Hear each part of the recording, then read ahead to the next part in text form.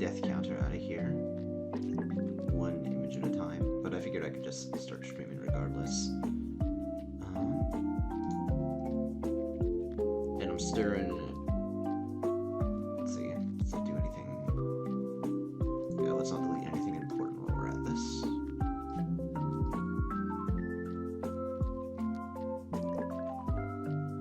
Go.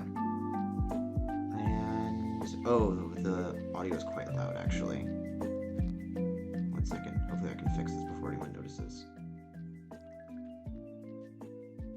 Hobbity ba ba boo. Still a little loud, I think.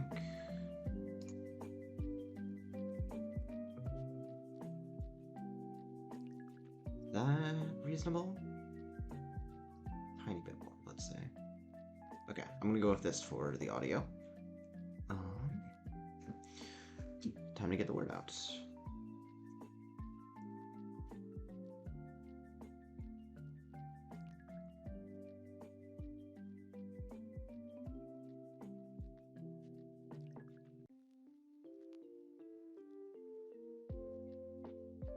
Do we even need to?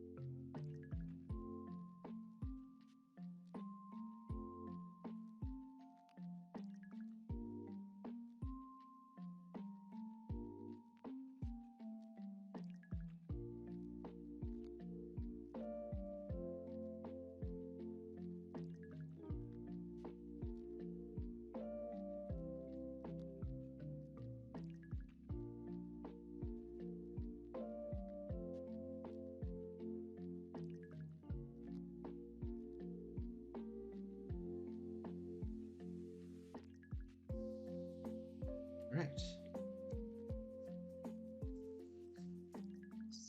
Morning. Say hi. Let's start right away. And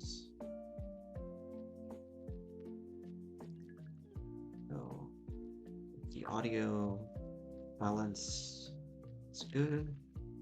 To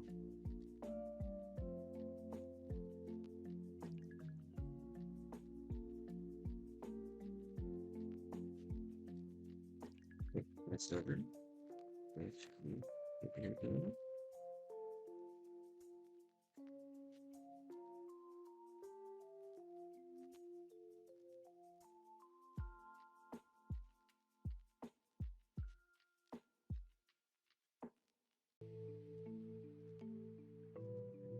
Sorry.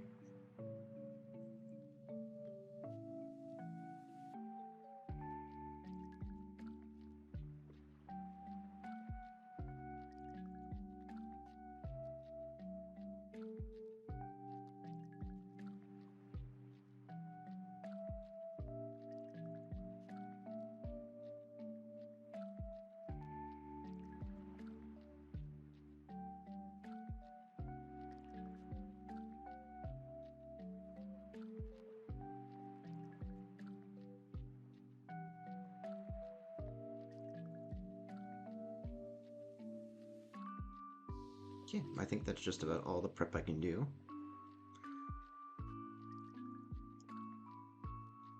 Let's see. I guess I can say, let's see, this would be the calc. Not looking like a calculator very much.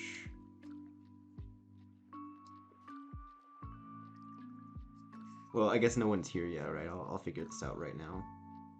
Window.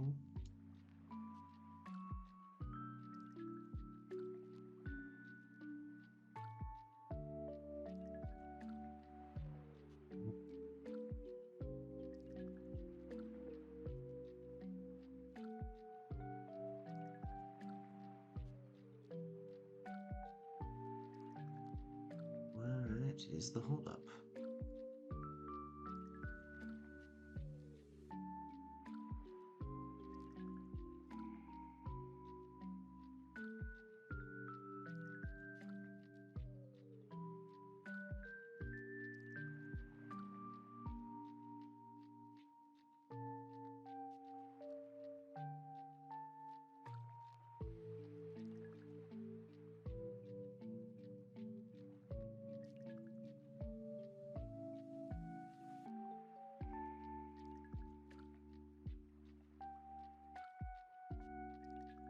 No idea what the holdup was. But it looks like we're all set.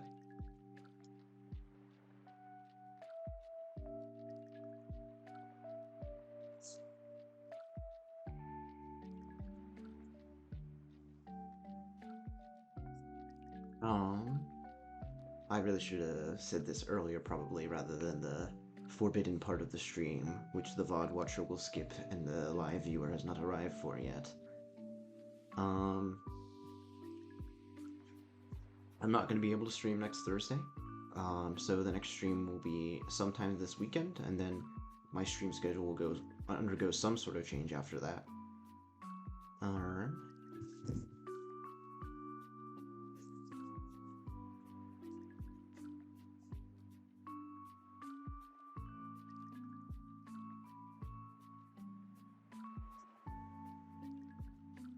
And I think Pokemon is a reasonably good fit. Um,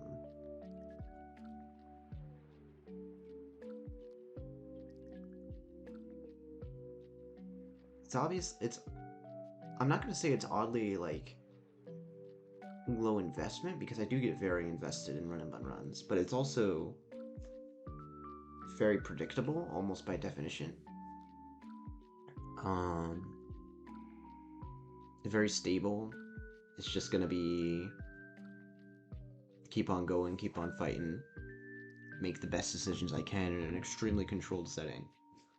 The sort of thing that I could drop and then come back to, rather than like playing some majorly story-driven game right now when I potentially have messes happening in my schedule later on. It would be kind of unfortunate if I did an episode 1 of that and then never again. Um, Other news, I'll start in probably 1 minute, honestly. Feels like it's gone on long enough.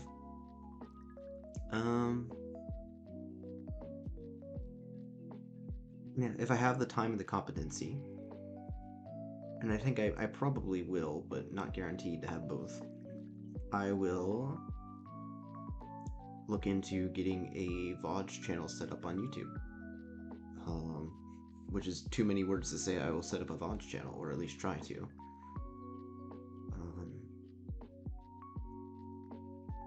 The way there can be a historical record of all my runs. Rather than, the Twitch VODs, they expire after a week, so. I guess I do want to get started. There's always the possibility that the viewer count isn't super accurate and I have a lurker that I don't know about. Which means at this point I'm gonna have to pick my starter. It's been a minute. It wouldn't surprise me if I'm quite rusty. I could definitely end up like dying to Brawly or something. I also have a tendency to get the starters themselves killed. I guess by virtue of the fact that they're relatively strong and therefore come to a lot of fights, they have more chances to die. And it's also more memorable when they die. That's probably the actual reason it stands out in my mind so much. That and Metronome Misty Explosion from Spinda.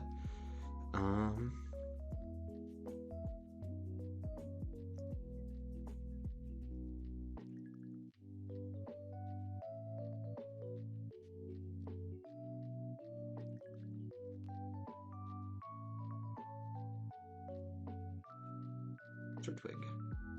I think I'm gonna go with Turtwig. So, can I delete this message?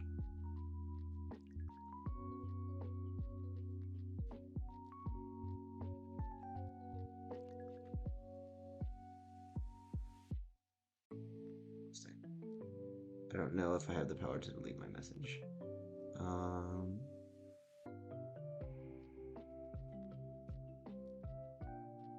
Well, I beg thee, do not focus on what could have been. Do not dwell on what could have been. Let's do this.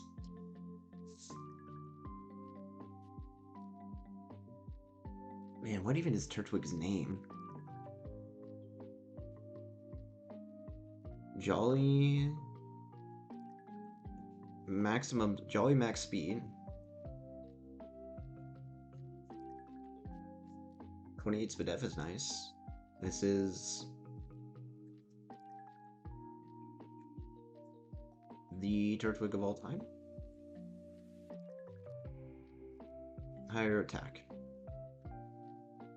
Absorb is better for this fight anyways, but in the future we're gonna have Bite be our main move, I think.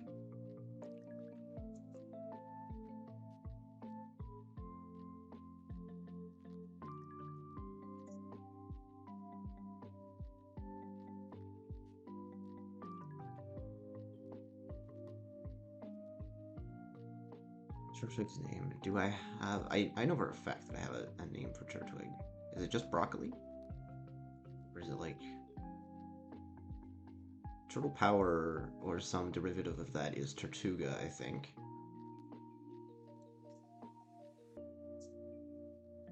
Let me consult my Pokédex. Fortuna... Not listed as having a name. Oh, hello, Java. Welcome to stream. Glad you can make it. You are just in time to miss picking my starter for me, but you are in time to name my starter, potentially. I know I historically have some name for Turtwig, but I don't remember off the top of my head what it is, and I didn't record it. So... could just be Broccoli, could be Myrtle or something. What do you think? What is this little grass turtle's nickname? Also, you're not obligated to... It's a little... Well, I guess you're only seeing a couple of pixels. Actually, wait, maybe I can use my streamer powers. 1 second.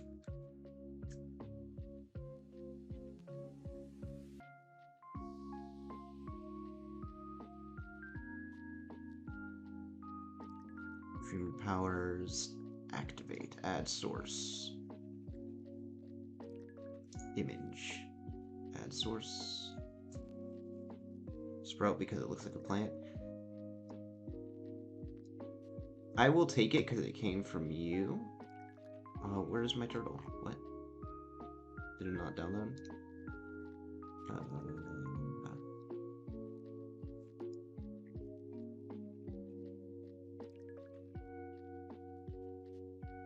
Very strange. Yeah. Well, no need. I was going to pull up an image of Turtwig, but I failed to do that in time. Sprout, it shall be. I won't guarantee this will be its forever name, but if this Turtwig ends up performing in a legendary way, then it absolutely will be Turtwig's forever name. Sprout.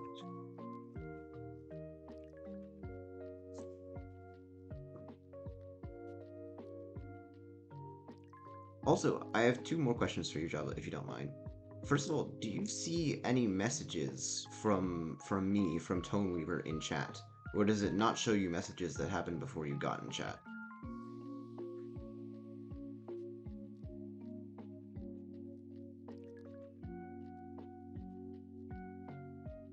Yes, okay. Wonderful. And then also the other question is, how's the audio? Is it alright? I sort of had to rebalance things a little bit.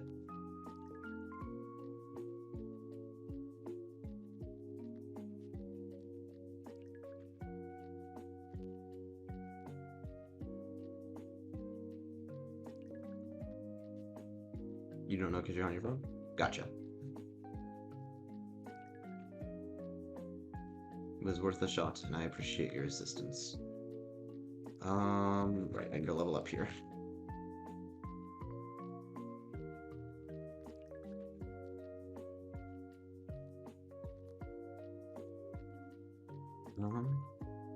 She had headphones. Yeah, headphones be nice.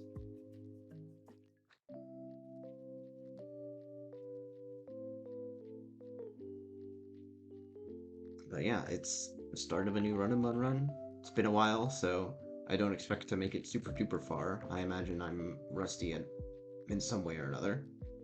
But we'll see how it goes. Maybe get back into the swing of things. I'm not even walking the right way down here.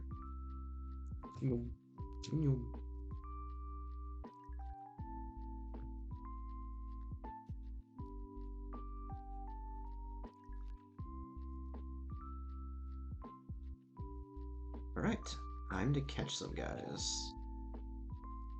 Starting with this Surskit right here. Yeah, baby, that's what I'm talking about.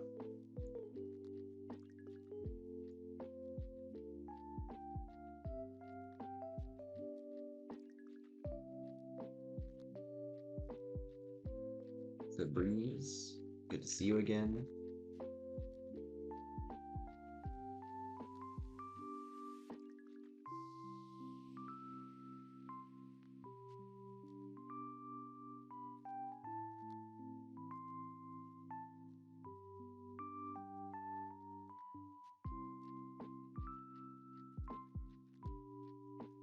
And I don't think I have like a really specific thing that I really want on any other route.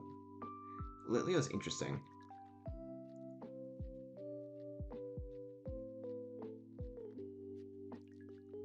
Probably not amazing, but an extra fire type is neat. It gets some powerful moves. Echoed Voice can go kind of silly, and it can be quite fast. Plus, I feel like, in general, the encounters are balanced enough such that the best thing you could get on a route with terrible IVs is worse than the worst thing you could get on a route with perfect IVs, generally speaking. That's probably not true, but it's how I guess it's just heuristically how I feel, that you don't really know how strong a Pokemon is going to be based on just the species alone. Does Litleo have a name? It certainly does. Not that I remember it. Let's see if it's in the Pokédex. Oh yeah. Name in the Pokédex is Scar, but that's a Lion King reference and it's a male name. Yeah, it works for a female too.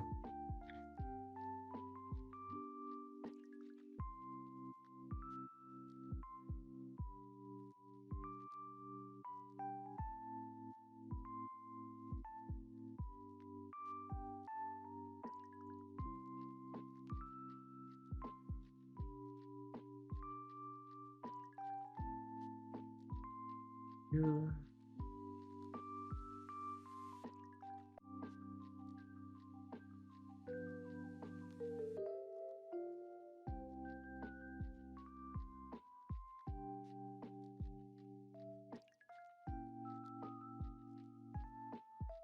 Who we got?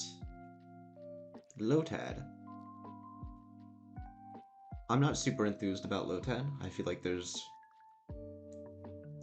stuff that has served me better in the past on this route, like Gossifleur and Budew. But we shall certainly see. I don't think I've ever brought a Lotad to Mauville, so I never actually had a fully evolved Ludicolo. Maybe it's good later on.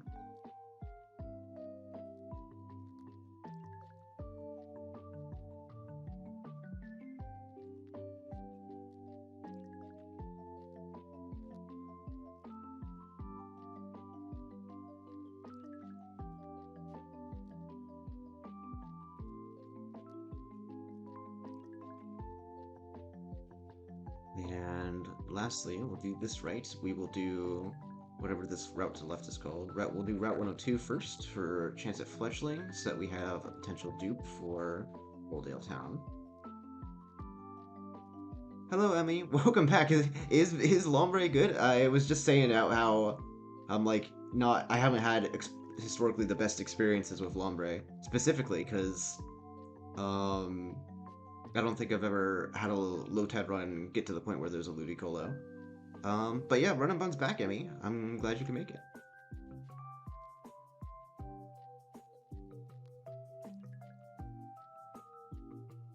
Can solo bridge rival Swampert? Ah, okay. That's yeah, cause that whole thing, yeah, it's liquidation, earthquake, avalanche, curse. Yeah, that makes sense. Also solos Norman's Azumarill and Diggersby. Okay, yeah, so it is a question, it is a thing of, if I have historically had not great experience with Lombre, that's because Lombre is not great, but it's better once it evolves to Ludicolo. I can definitely buy that.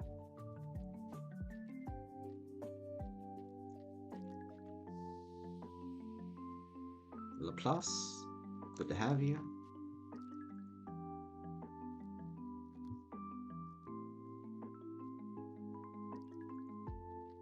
Can also do Emolga Lightning Rod double battle.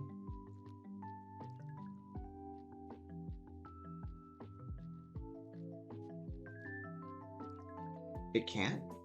Because... As a Lombre? Because you don't get a Water Stone till Mauville, right?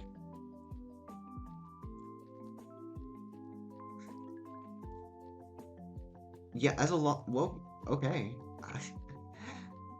I do not see the vision there, but I guess that's something for me to potentially figure out later on.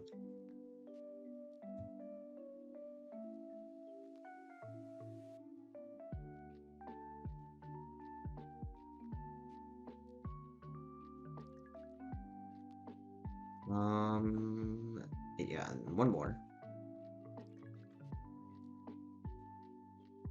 Obviously, I can't deal with the Emolga. Yeah, that's what I was thinking. Growlithe, that's fun.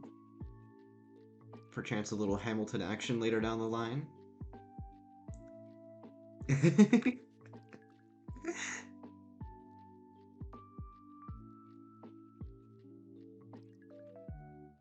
Yeah, as somebody who has spent most of his time, the vast majority of his time on this side of Norman, I've had better experiences with Ponyta personally, but I absolutely see the Arcanine vision.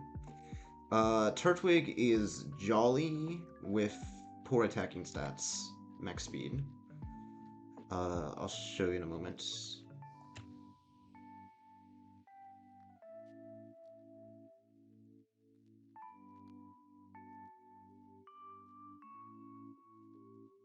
Turtle is... Voila. The turtle of all time, I would say. Although, I don't know, maybe Super Fast Turtle has some niches. It's a little short on the hit. Oh wow, you got some specific calcs in mind, huh?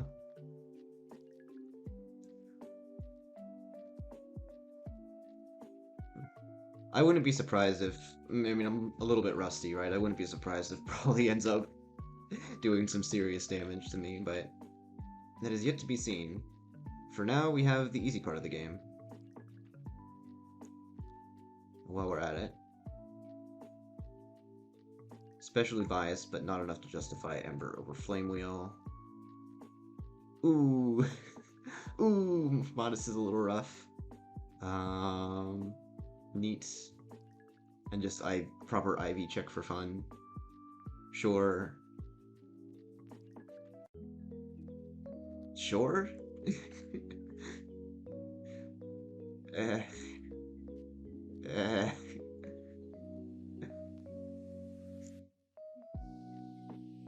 Got a good pack minus Litleo. I believe it. I believe it. Again, we'll see how good they actually are in my hands, right? Let's flame wheel some dudes.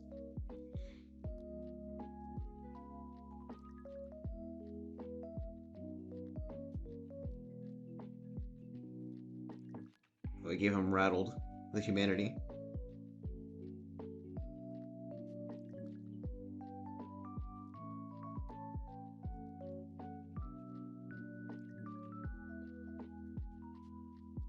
Yeah, we shall see.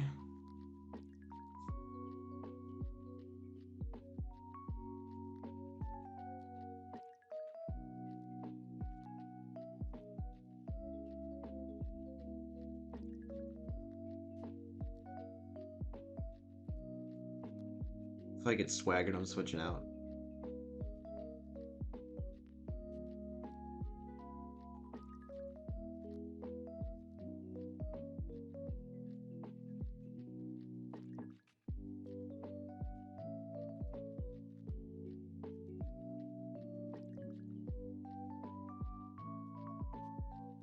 Alright, one down, 300 to 400 something to go, right?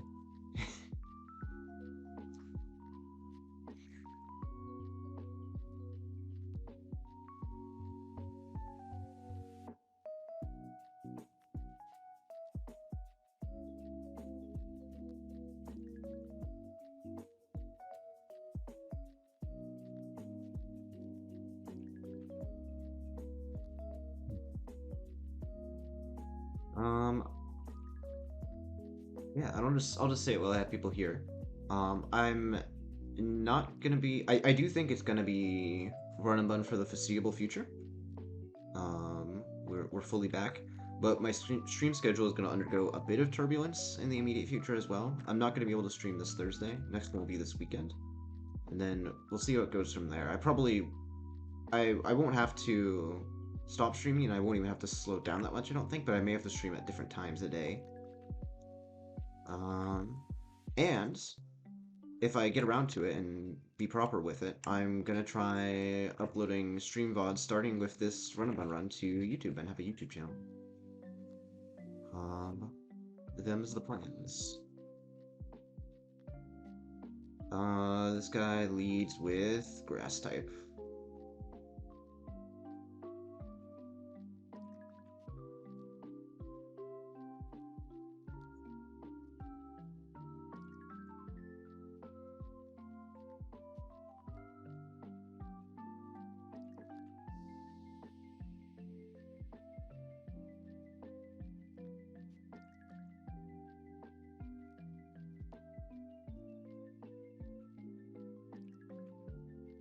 I haven't been paying super much attention, so I'm gonna switch here just in case.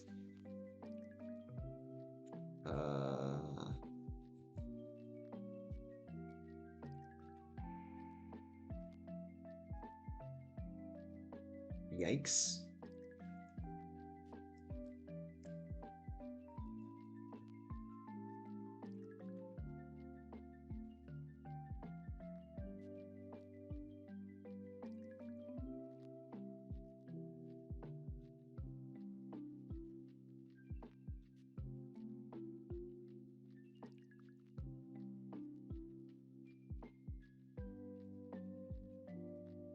It is, in many ways, nice to be back.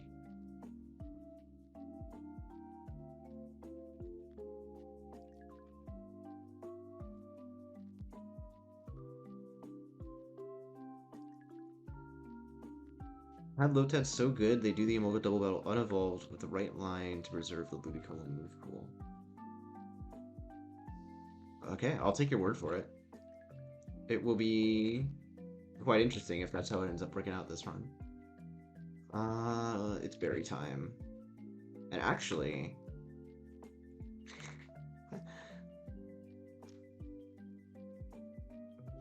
let's do some natural gift tech just for fun.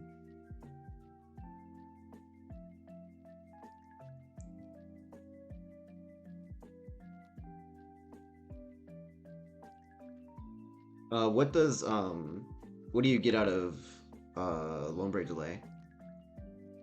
Wait. Okay, wait, I'm realizing, were you implying that you were saying that Lotad, not Lombre, even Lotad was pulling work on like killing Lantern and Marowak and stuff on that fight? Lotad?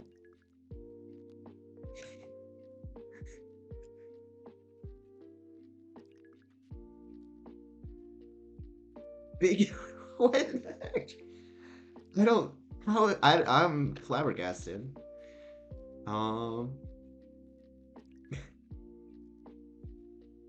Play Scald and Giga Drain, I see.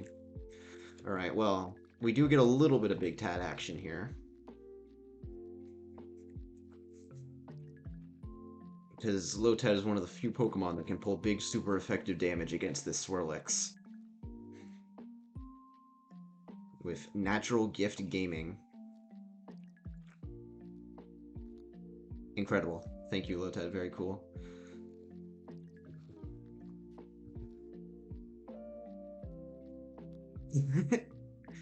Yeah.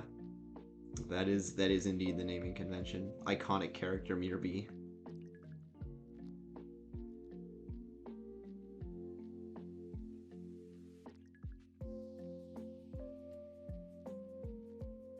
Youch.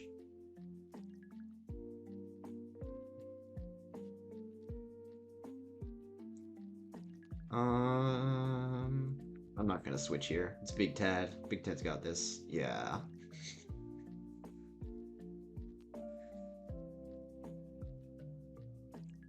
Alright. Get intimidated, except you don't because you're oblivious or whatever, but Growlithe is still fine here.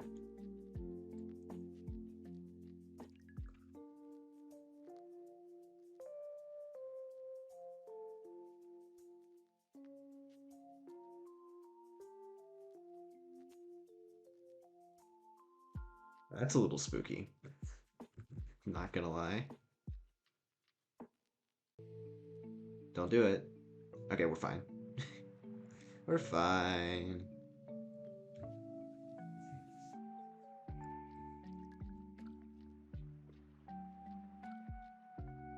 All right.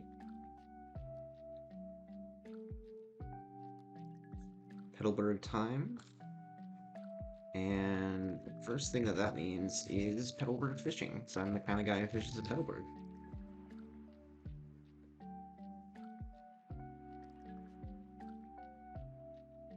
Nah, well... Too late. I did think you might say that, Emmy, because it is, like the meta strat to... Everyone talks about the Primarina, right? But, I do. This is a dupe. So... But, okay. I guess we can talk about this now, right? Because... Like...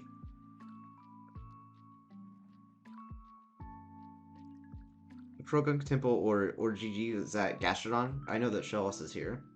I really like Krogunk and Gastrodon. And Temple to a lesser extent. I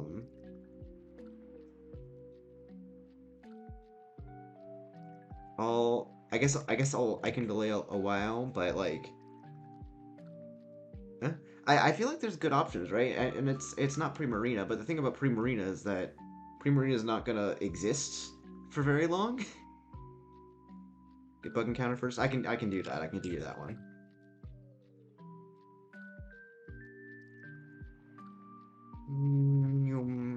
We get to learn how to catch a Pokemon. Incredible.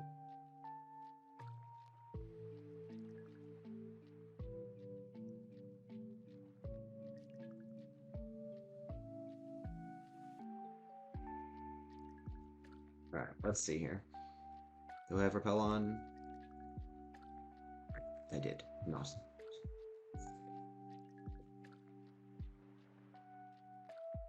Hello, Paris. Welcome back.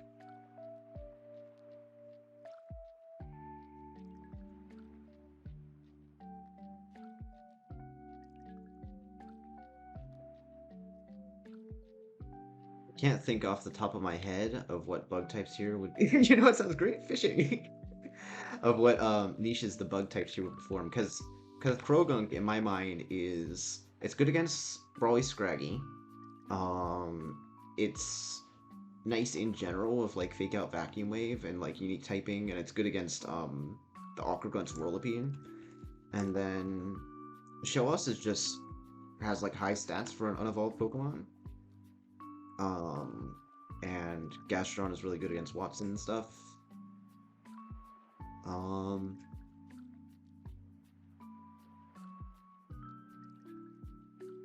Krogunk probably does. I mean, not Krogunk. Temple probably does very similar things.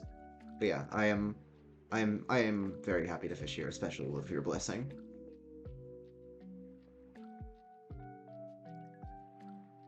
Hello, Shellos.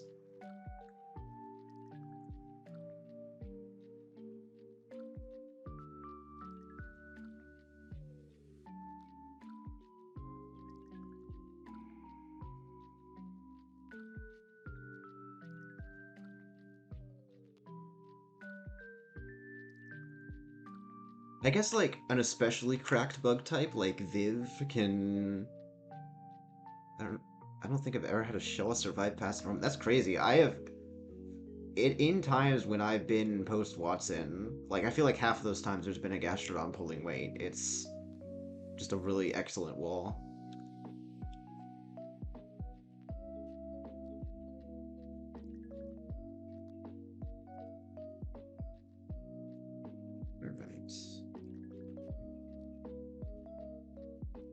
Alright.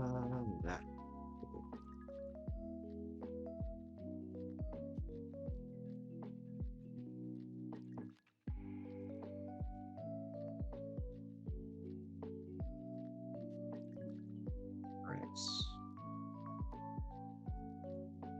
Can I probably could do the next route up to the Octagon on Vives, but I probably shouldn't.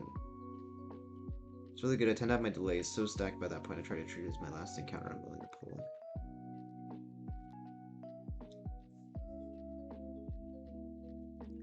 Ah, the Petalburg City fishing encounter, you mean?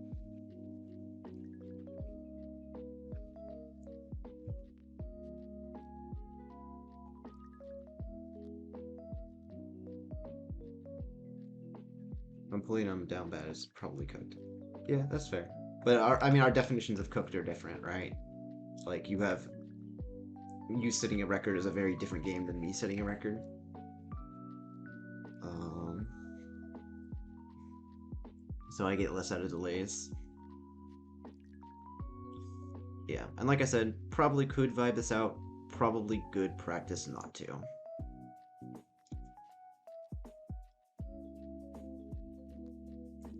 Let's see.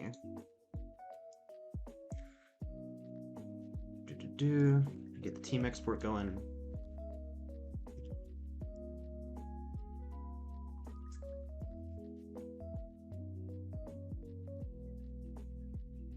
There we go.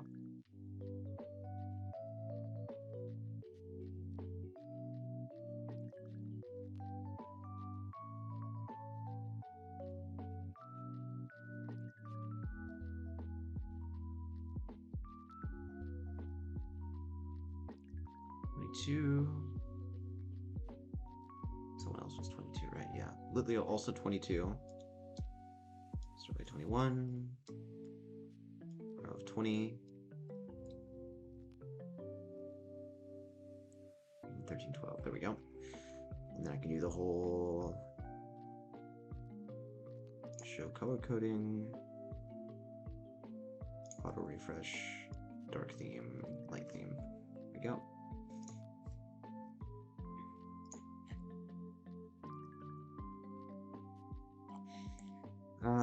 I mean, can do this on vibe. There's probably Paris that goes for a Clobbopus because I can bug bite it. Yanma is just Growlithe plus Starly. Krabby is, so just throw... Do I want to throw Surge Crit at Krabby? Probably not. I guess I just bring my Water Resist into Krabby. It can only Stomp Flinch me so many times, if at all. Uh-oh. Game scene, hello! What is wrong here? I don't know why... Is that doing... Hello? Technical difficulties. There we go. Part of the problem is that it tries to identify which screen to share by looking at the title of the window, and the window of... God, Paris had a soft reset. Hey, don't talk bad about Paris. That guy's a zero aura killer.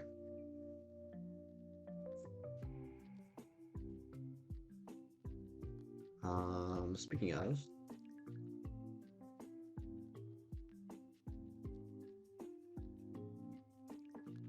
bringing Growlithe over.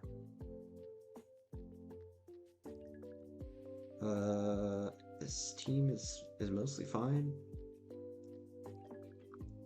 I'm bringing over Litleo. If they're bringing Oranberry, I think Litleo would probably handle Yama just fine as well, but.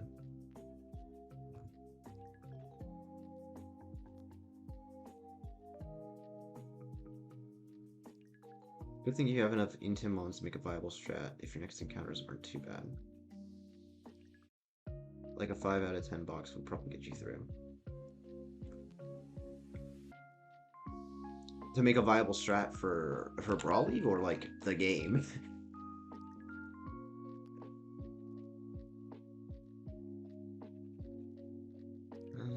Let's see. I lead with Turtle here.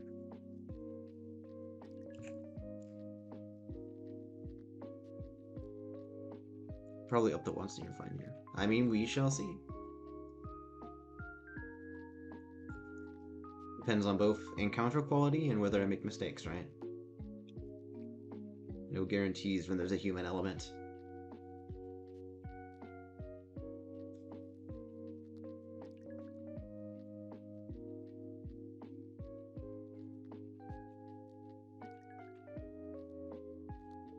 Yawn those out.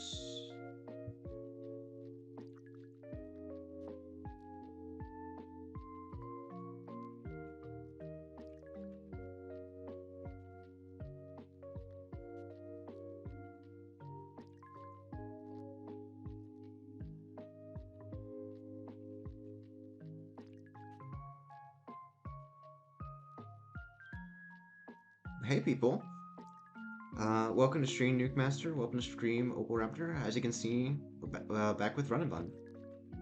We're at the very beginning of the game here. Clopus. Would it be good practice to switch out here? Aerial Ace does 18 minimum, so it's not guaranteed. After Oranberry, Rock Smash could mess us up a little bit.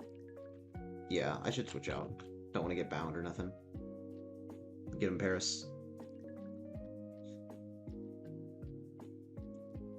Ah! Outplayed! Get outplayed by the legendary Zero Aura Killer.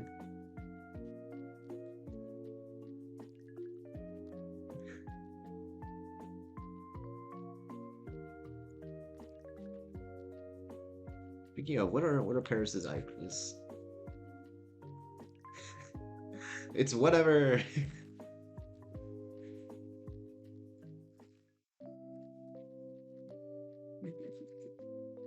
Oop, I just bugged it again when I should have absorbed. Whoopsie doodle.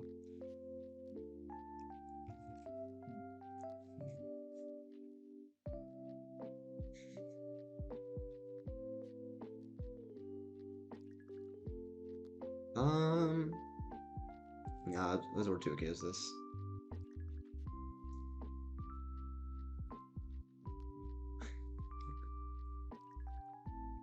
But, I mean, there's something quite powerful about Parasect being expendable, right? I know that's damning with faint praise, but the fact that it's a Spore user means that if you're in a position where you have to make a sacrifice, you're often in a position where you can gamble on sleep turns, right?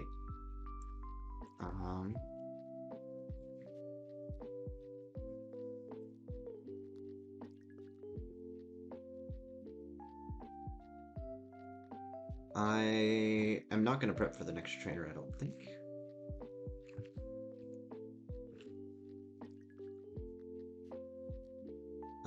Let's see. Starly... Honestly, Grella for Intimidate. Starly, Shellos... Potential Water Resist. Shellos over... I mean, who's... Surge Kid probably isn't hitting very hard, so... You technically have 2 Pokemon that if you drop them, it's not awful. I think having a good stack early game is a luxury. You have Arcanine, Lotad, and Mask. Yeah.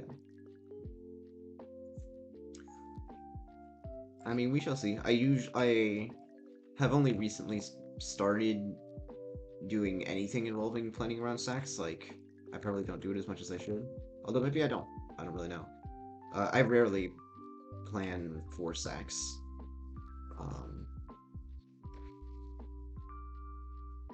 Is the point.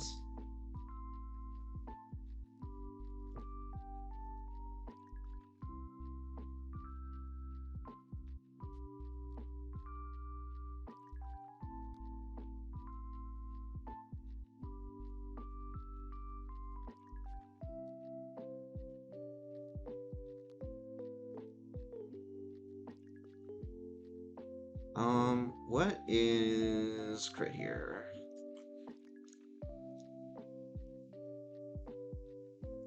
Oop. I wonder if the microphone is picking up a low-flying aircraft. I don't think it is, actually. Good microphone.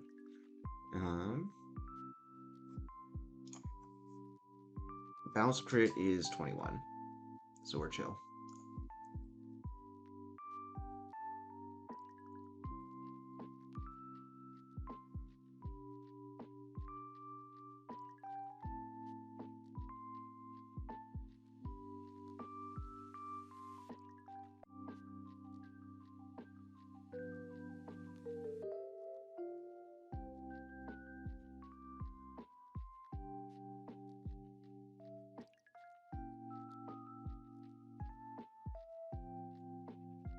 Alright, and here's the hydro pumper. Big Tad. Big Tad is immune to damage, it would seem. To be fair, this is also a flail user, so maybe I should have started with something other than absorb. It's probably fine. It was... I think that was not fine. I think I should have played that better. I think I was maybe dead to flail crit there, which would have been definitely a way to start the run.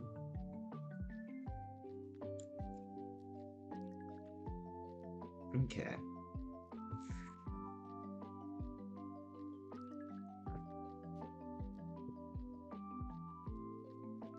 You'd instant reset. I might too. I don't know. It would be funny. It would have been good content, you know? Let's see.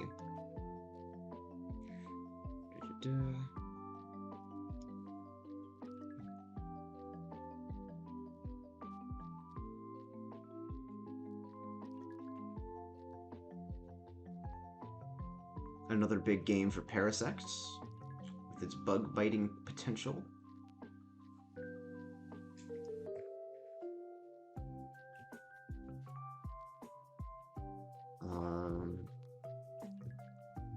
Bring a couple people that can hit the Fampy, and then just anyone else who has reasonably good stats. I think right now you're good enough if any line involves sacking your starter pre-normal, you just go back. Well, I mean, like I said, I rarely plan for a sack. I don't think there'd be a situation where I plan to sack a starter as part of my line. That's not how it happens. How it happens is I say, I'm fine here, and then I'm not. But in terms of just hitting opponents, Starly is a bad nature, so who would like hit the Jigglypuff the hardest, for example?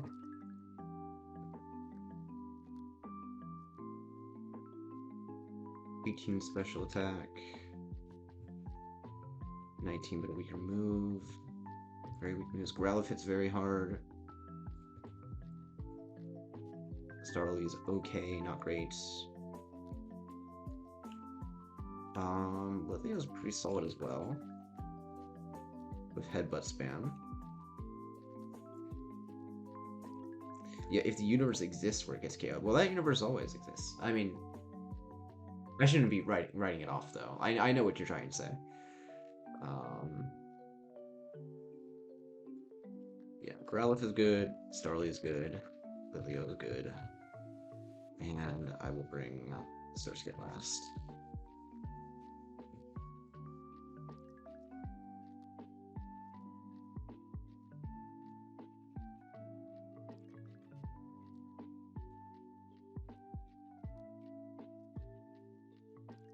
Yoink.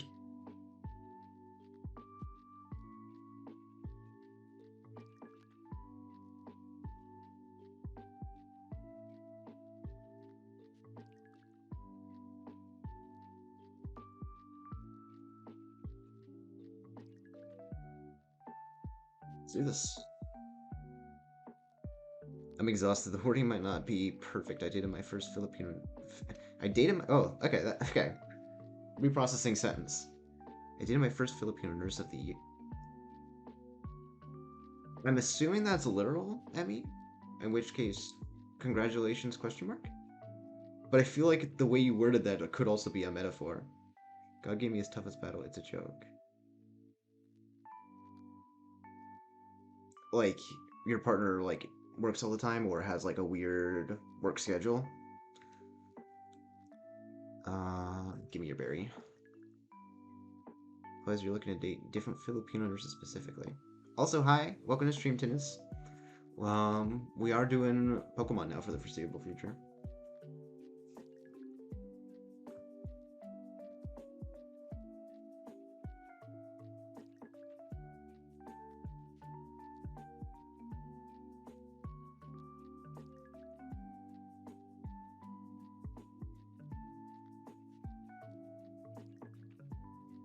Oh, I don't quite get it, but No one ever expected a Twitch chatter to have perfect verbal poise 100% of the time, right?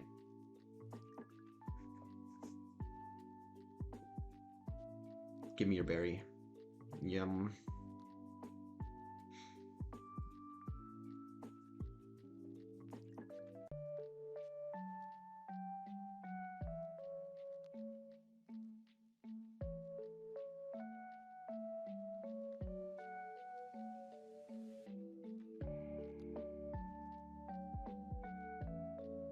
Does it Jigglypuff look like it's off? Couldn't tell you. I guess it's... Is it that, like, the reflection of its eyes makes it so you can't exactly tell where its pupils are looking? Like, it might be staring up into the sky, or it might be staring straight at you and you don't really know?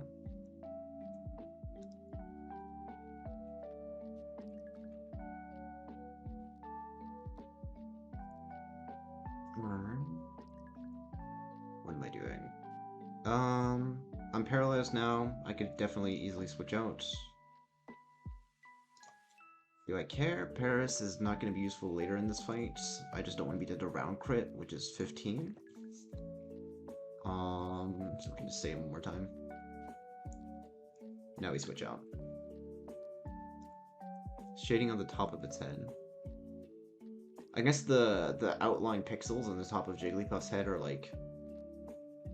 They're like a brown color. Like that whole like cowlick thing that it has going on has that slightly lighter colored outline versus the black of the rest of its body. But I guess that's to suggest that lighting is coming from above and behind, right?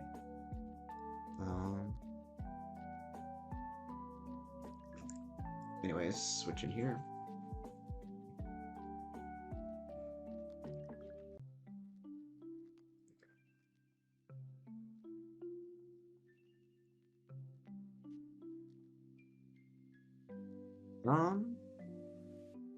I don't know if you were around for the Run and Gun days, Dennis. Let me know if you have any questions about the game, or you can ask Emmy, because Emmy is very knowledgeable about Run and Gun. But basically this is the very beginning of a difficult Pokemon ROM hack that I am Nuzlocking.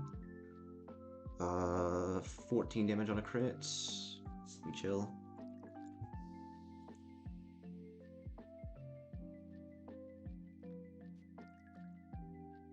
Not...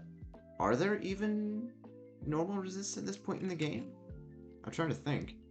I wouldn't be necessarily surprised if there is one, but I can't think of one off the top of my head.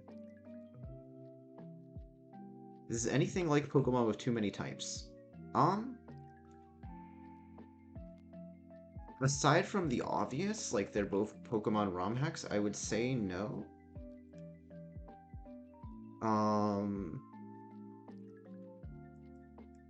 I don't know. I know about too many types. I know there's also a too many types too. I don't know how thorough the battle design is in those. I imagine just because it was made by a Pokemon fan, it probably has like more in-depth battle design than main series games. I need to be paying a modicum of attention. It is again 14 damage on that stomp crit. Yeah. I have put dozens of runs into this game. I didn't start counting on run 1, so I don't know how many runs I've done.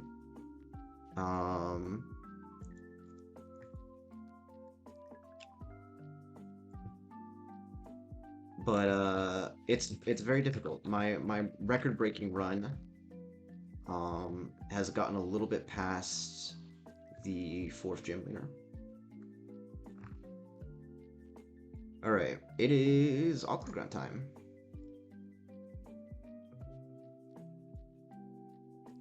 So it's time to engage in calculator gaming. Once again, they all hated Paris, but Paris was too rad.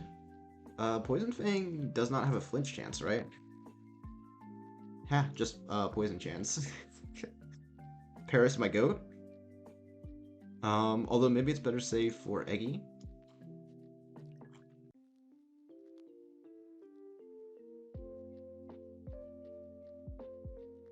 Poison Crit doesn't kill Paris, no?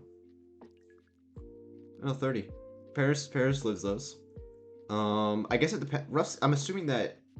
Well, I'll hold an Oranberry anyways. So I'll get my Oranberry healing, and then it's Oranberry healing before Rough Skin. Paris just has this. And I think it's the only Pokemon that reliably has it. No, I think because of Shell Armor, Turtwig is reliable here as well.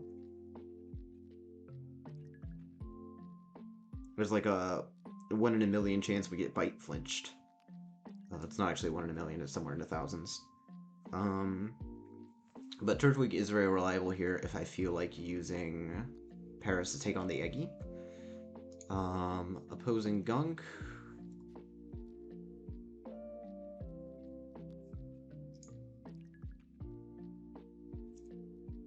Belch is throwing me off a little bit.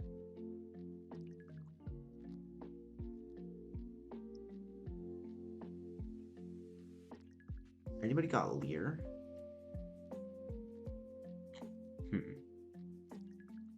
I'm trying to think of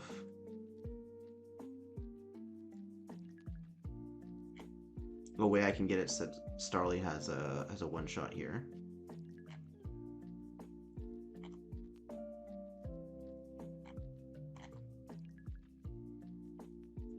I mean, it is fine, right? Because Litleo is guaranteed to come in on a fake out. A fake out plus Rock Smash crit does not KO Litleo. We can be Oran or Pecha.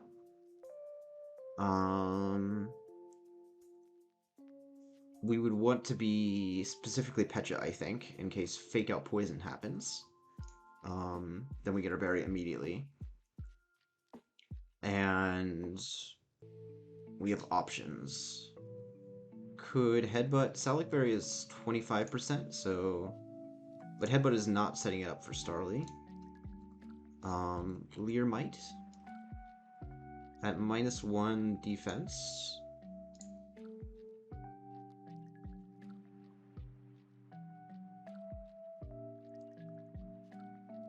Not perfect. We wouldn't care about knocking it into Salic range like this because... God, Starly always scares the crap out of me early. Is that just because, like, it's so good as a Staraptor and you're always very scared about losing it?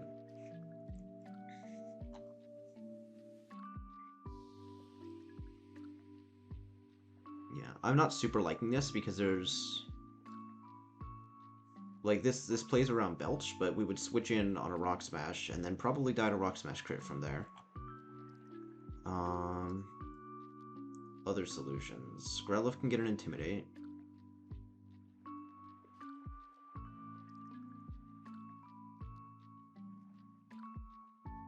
Never scared of losing it, more scared considering the typing how fragile it can be. Yeah, that makes sense.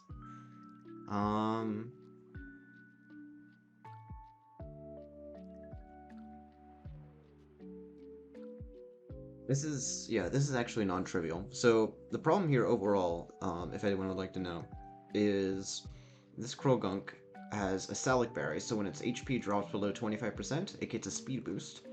And then it has Belch, a very powerful poison-type move that it can only use after eating a berry. So, it eats its berry, it gets faster than you, and gets a very powerful move online. And Belch Crit can kill every single Pokemon in my box. So, I never want it to be able to crit Belch. I never want it to be able to use Belch. But then the question becomes, in a situation where I have Growlithe handle it, right? It's using Rock Smash at most. If I hit it with Flame Wheel, what happens if I crit? If I crit it, there's plenty of rolls where I don't kill it, but I knock it into Salic Berry range, which is not what we want to see. So ideally we would be reducing its defense to the point of being able to one-shot it, but...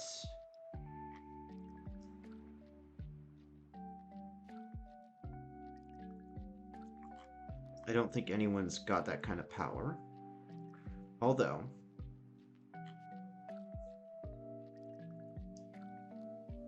we could chip with someone after Litleo Leers. So it could be Litleo, Leer, switch into, I don't know, Growlithe on the Rock Smash. Growlithe chips with Bite or something, and then go Starly. Scary thing about that is at -1, -1 attack, it would ignore the Intimidate drop if it crits, and Growlithe would be dead to a second Rock Smash in this world. After a defense drop, yeah. So, Turtle then. Yes. Turtle needs no Intimidate and cannot be crit. After the Leer, it would do 7 damage with Bite. Is that enough for Starly to finish? 32? Sure is. Okay. That, I think, is the plan. And...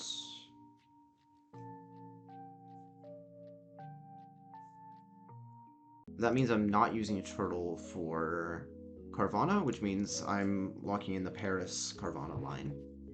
Let me actually start putting a team together. So Paris...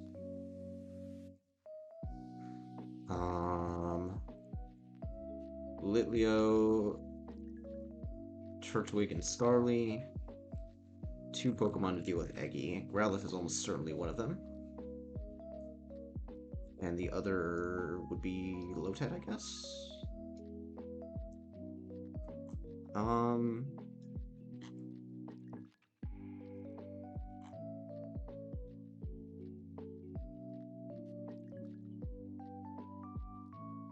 I think it would be Lotad, not because Lotad is of any use here, but because Lotad could switch out. It could switch in on a Confusion if Growlithe gets Leech Seeded or something, right?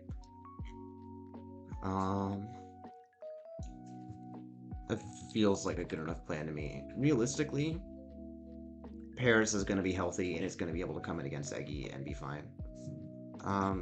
To that end, there might be an optimization that I can make here.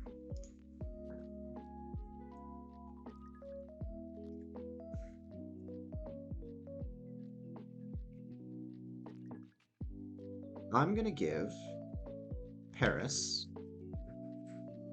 an Oranberry. No, I'm not. I'm gonna give it a Cherry Berry.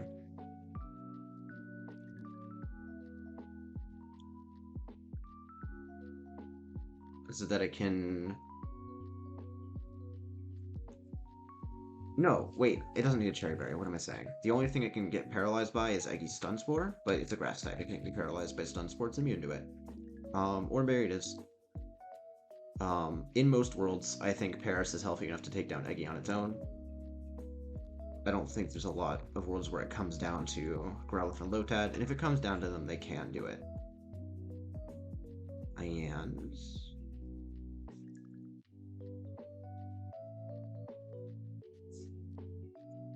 I think it's just... one Starly...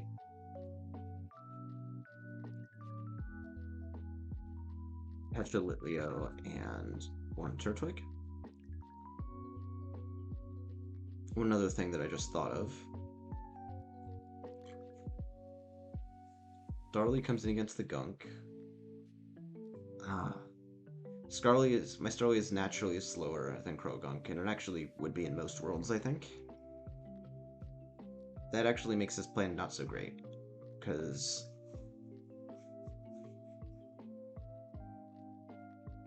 it would mean Starly is dead to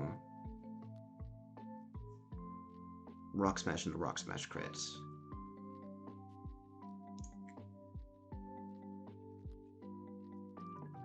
Okay. New plan. Shellos does it instead, right? Check this out. Because Shellos just has good stats.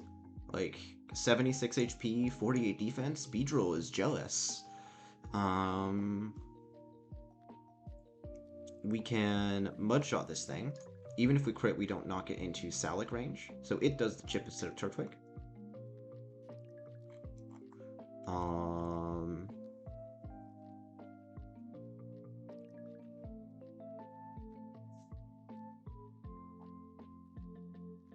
Yeah, and it's not dead to Rock Smash and the Rock Smash crit. I'm just doing that in my head because Rock Smash does up to 12, and Rock Smash crit does Up to 24. Yeah, 36 total damage. Shellos is fine. We mud shot. It drops its speed. Now Starly's faster. So we drop its defense, we drop its speed, we chip with Shellos, and then Starly kills. And as a bonus, that means that Turtwig is no longer necessary to take on the Gunk, which means we can put it up against Carvana. Or we can put it up against... Actually, I like Turtwig better against the Execute. And I bring Shellos instead of Lotad here. So, once more with Feeling. Orn on Shellos. Orn, Pecha, Orn, Cherry, and Orn. This should do. Alright, first boss, quote-unquote.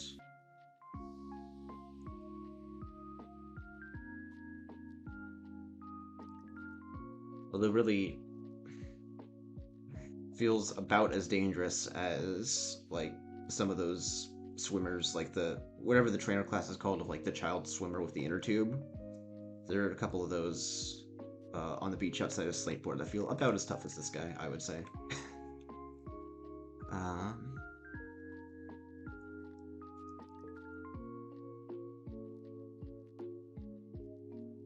Alright, turn 1.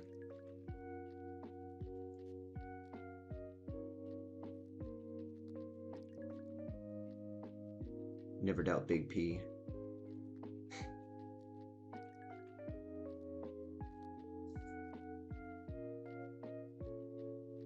And we do indeed, take note of that for science later, we did indeed eat its berry before taking Rough Skin Chip. Now where are we at? We are... Okay, it's just fake out here.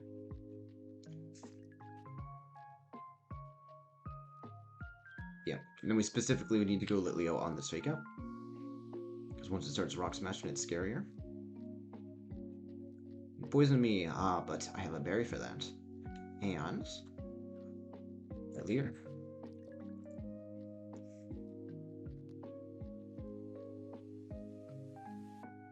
And I go to Shellos, the goat.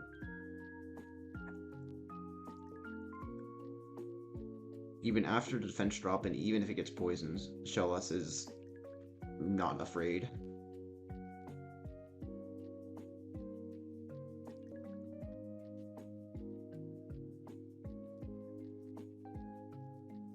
This does a bit of damage. Now it's slower than Starly, and Starly can kill it.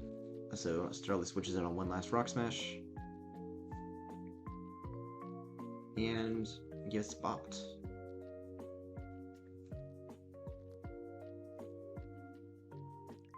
Last is Eggy, and we can maybe stay in here with Starly. Eggy does... Oh no, we cannot stay in here with Starly. Starly gets bopped by Confusion.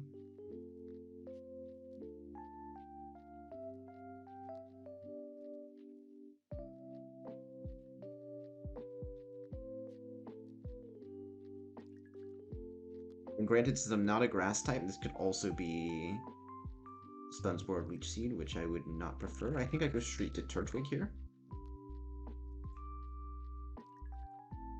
And in fact, I'm gonna confide. It confided. Fool. So confidential. The gimmick with this Eggy is that it's Harvest and Oranberry, so it has a chance to just recycle its berry forever.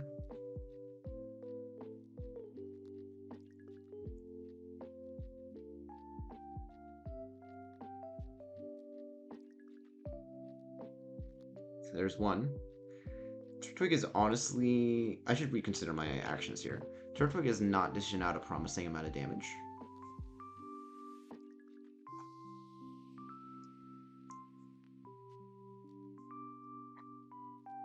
Hypothetically,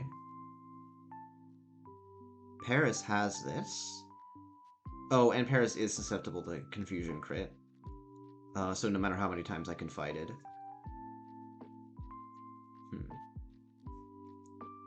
Although, Shellos can take confusion and beats Bullet Seed, which Paris would shrug off and be slower than Execute and die to confusion crit.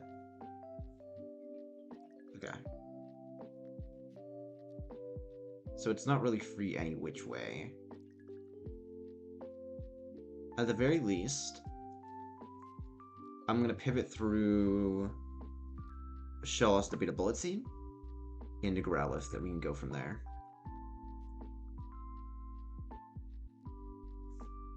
Yeah, you take your berry.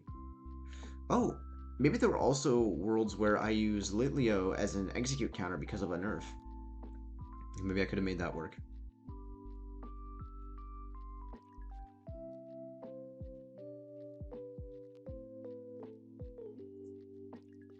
Right. Come on, Growlithe, you got this. Breakthrough. Okay, we win, I think. Wait, does Harvest come after this? It does, doesn't it? Don't Harvest. Dang it. I can only lose so many coin flips.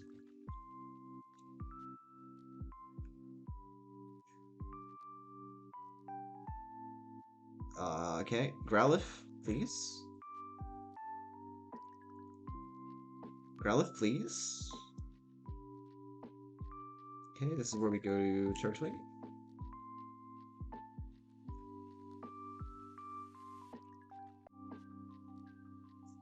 Game, okay.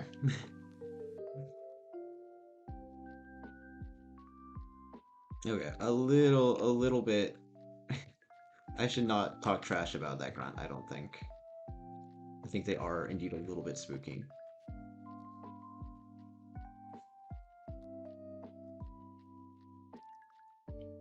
Can't underestimate the Agni. But with that, it is time for a couple things. It's time to go shopping for Great Balls, and it's time to level up. Time to get some new encounters. I also lied about buying Great Balls. I just meant buying more Pokeballs. 30's enough.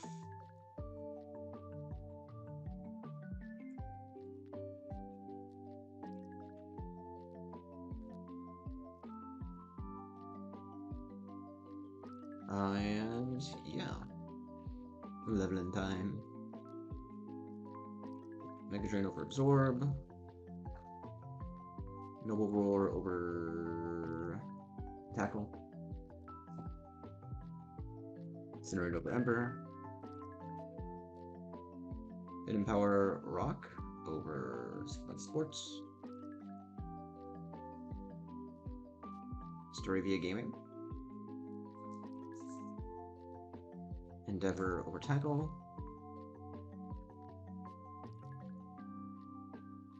And Firefang over Flameo.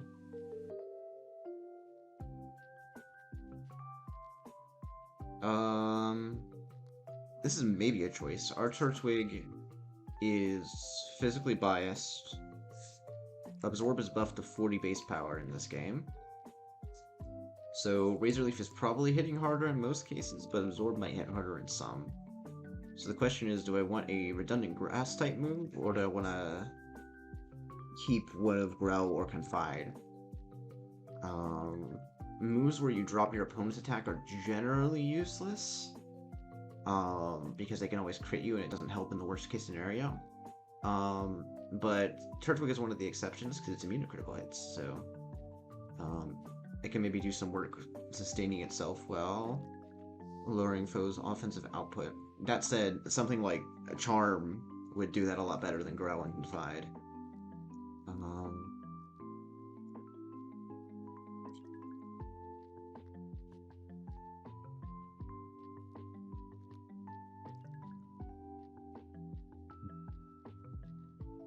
$21 over 17.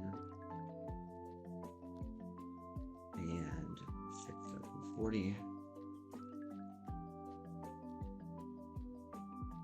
Yeah, Razor Leaf is stronger, all else being equal.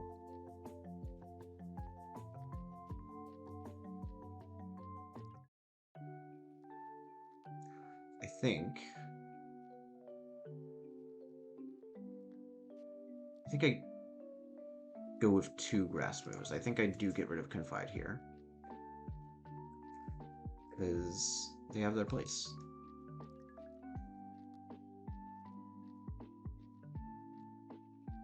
Do I use the same reasoning to get rid of Growl for the sake of Sand Tomb? I think I do.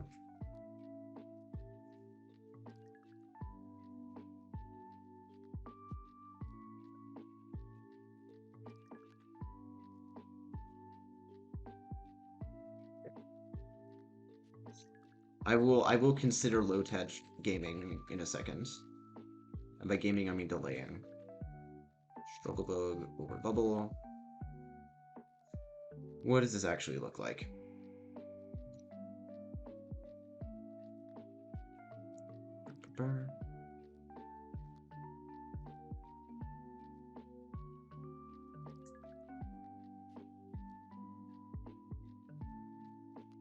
Skull Giga Drain is what I was promised. Oops.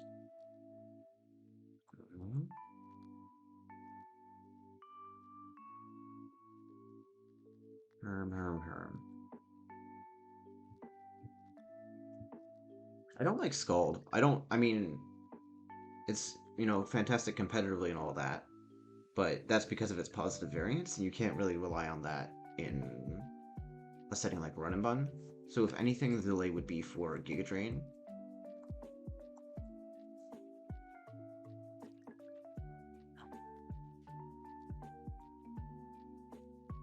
But also, wait, if you delay Lotad, you miss Fake Out.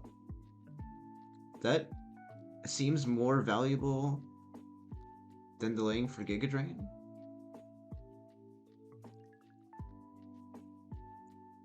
I think that's the conclusion I'm going to go with. I don't think Emmy's looking over my shoulder at the moment, so I think I can get away with it. I want Fake Out, please. Thank you.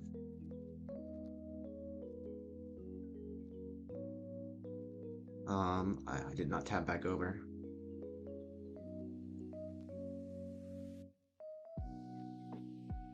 Alright, time to go to Dewford.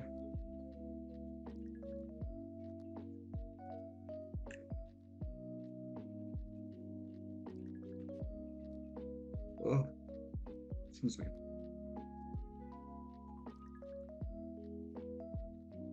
Silk Scarf.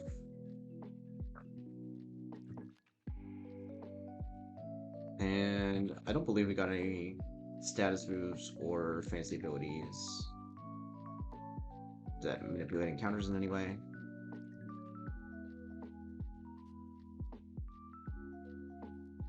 Oh, Paris has status moves at least. So Paris will be our guide for catching Pokemons. And the first of these Pokemons is gonna be Horsey. That's what it is. This is about to be a Horsey. I was wrong. We all make mistakes sometimes. My mistake was not being able to see into the future.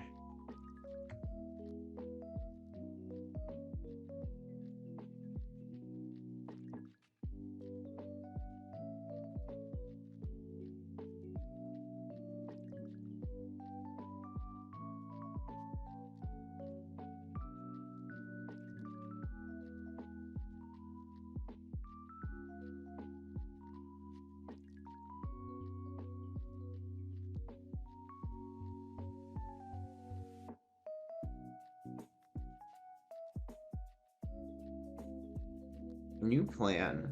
It's doofy. My nicknames aren't quality, but they have history, right? They develop history as the Pokemon possessing that nickname performs great feats over time. And like, I think I just Googled like World War I artillery and got a designation of, well, 1918 with yeah, that would be like into World War I, I think. Gosh, I need to go back to middle school. But I don't remember what the caliber was exactly. It's like 8-ish, plus or minus 1. But new bits, every time I get Octillery now, I'm going to reduce its caliber by 1 inch. It's just going to be a gradually shrinking turret.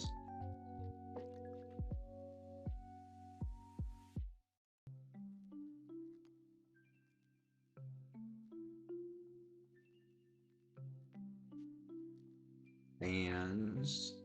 Feeling like it's a tie rogue day today. I was wrong.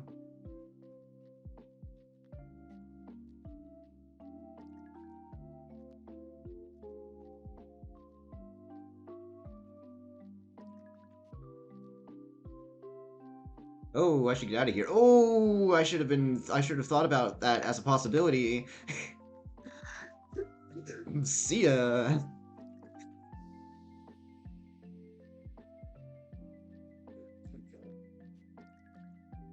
Um, yeah, I don't got nothing else to say about that. It's not a flying type, but it makes sense that it would have a flying type move.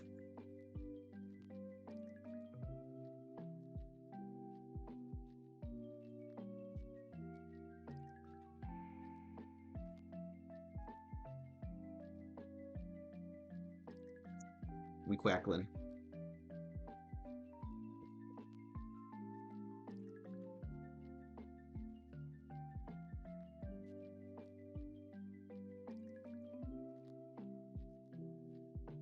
That's not bad, huh? I can definitely picture that.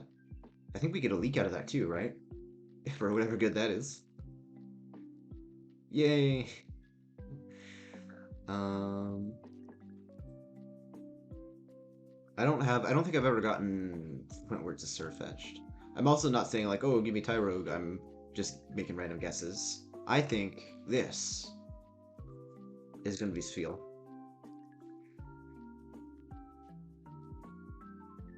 It was not. It was not Spheal and it was not Choodle Eater. But hey, Cloister's fun.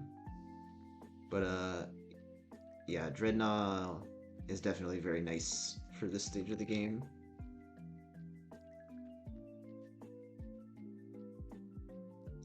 That said, do recall I take an encounter from Steven's room in addition to the rest of Granite Cave, so I have more chances to get a low punny counter. Can you let me go? Thank you. I also evolved Lotad maybe while you weren't looking at me. I looked at the delay and I was like, I want Fake Out.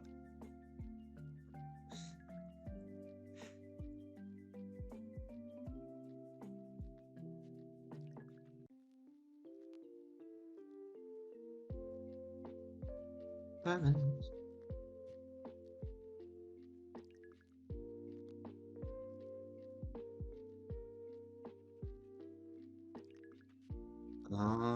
That's everything for now. A nice little pearl, a lovely gift from our new friends.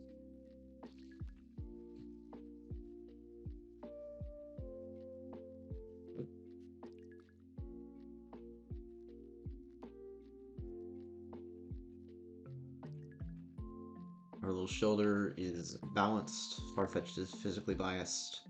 Remoraid is slightly physically biased.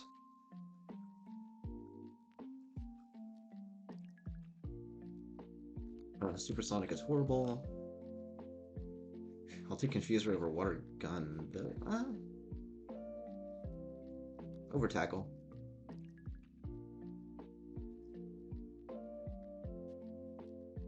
Steven's Room Drowsy. I've never gotten Steven's Room Drowsy before. What have I gotten from Steven's Room? Let me see. Pokemon.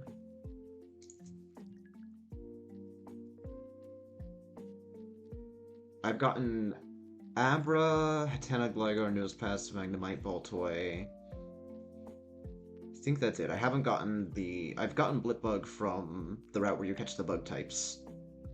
But I've never gotten a Meditite or Drowsy before. Anyways.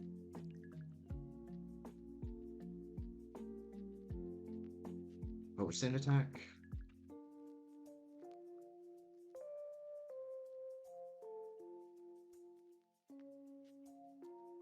Meditite is giga useless till evolution. That's plausible. I believe it. Do you have experience using, like, do you ever pull for Steven's Room, Emmy? I'm under the impression that most people are always farming Granite Cave for Togedemaru, right? So they never get a Steven's Room encounter. Anyways. Next fight.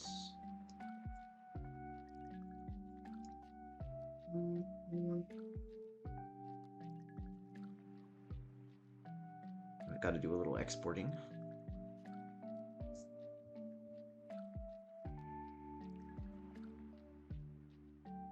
Lots of fellas. Turtwig is no longer here.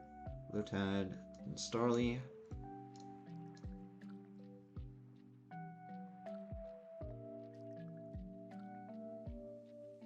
If I hit Choodle Tortuga and don't have an answer.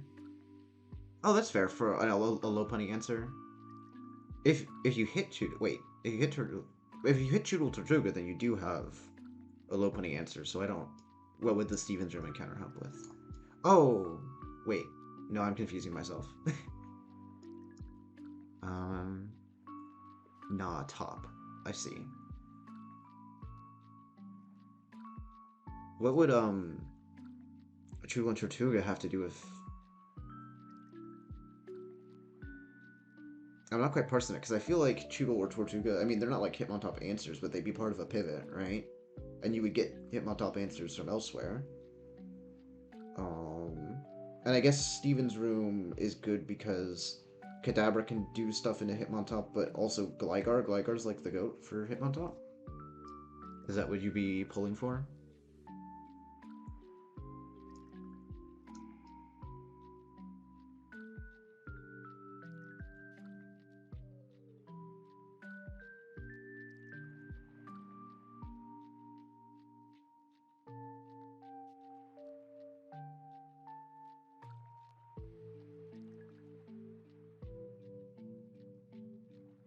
Seven 24. Also 27.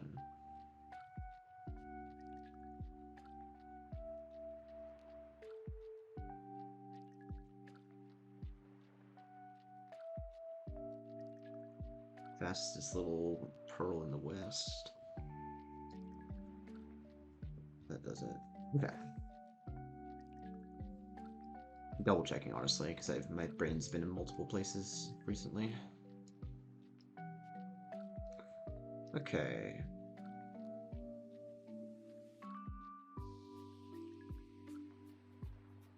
Lombre has the star use number completely and utterly.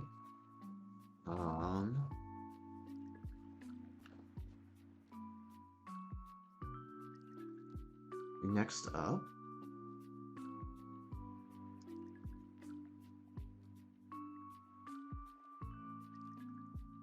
Enemy Lombre may be...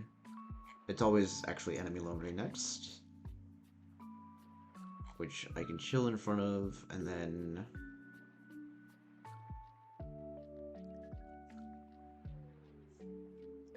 I know Staravia probably handles it. Yeah. Staravia plus somebody else. I can mostly do this fight on vibes.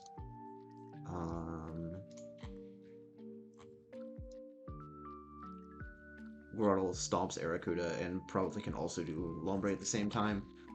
So my own Lombre, a Groddle, a Staravia, and some other guys who would be generally okay in this fight, like a Shellos.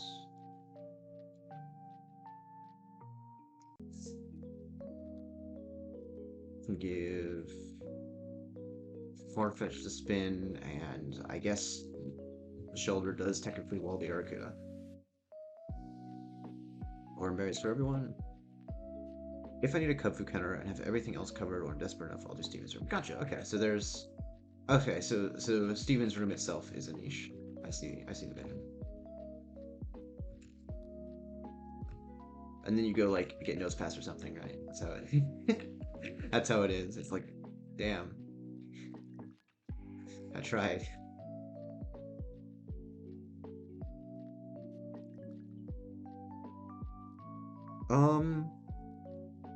Desperation gamble if your box is good enough for more. Gotcha.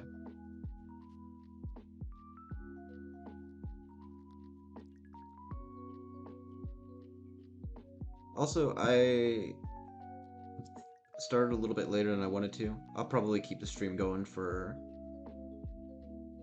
more than another half hour, maybe another whole hour, honestly, if I'm feeling up to it. I'm enjoying the chill vibes. I wish. You're assuming you're pulling Westboro if you pull it.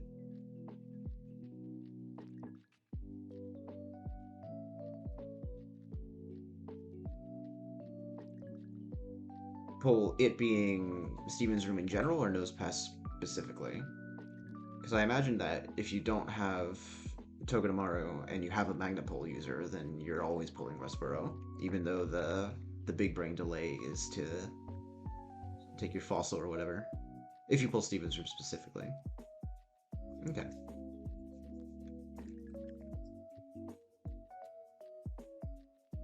Yeah, keep on seismic tossing me. See what good it does, yeah.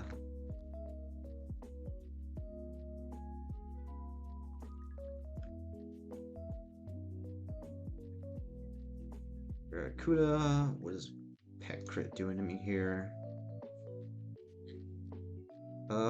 It's killing me. Bye-bye.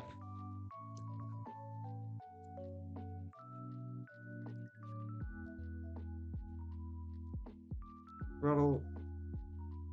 Make a fully out of him. Thank you, Grottle.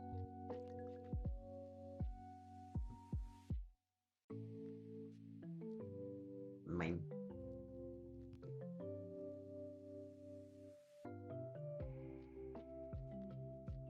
Okay. Mr. Munchlax Man is next.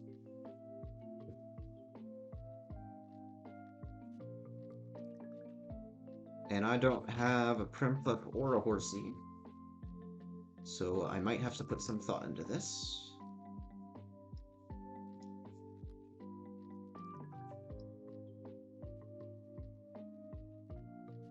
Or do I? Oh no, that's not a KO, that's just walling. Okay.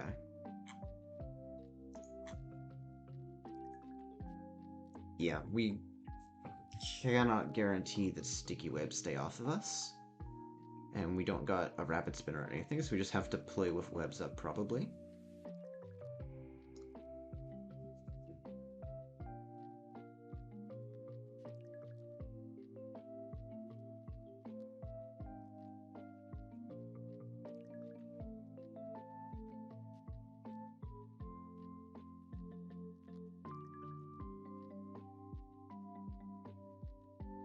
I don't really like the looks of Farfetch'd here. I'd rather kill this more quickly.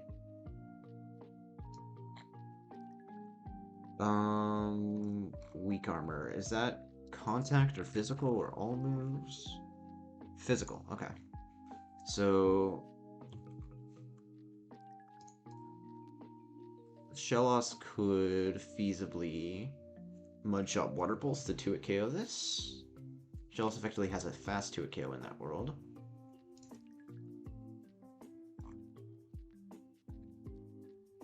I don't think a bunch of other Pokemon can say they can do that well.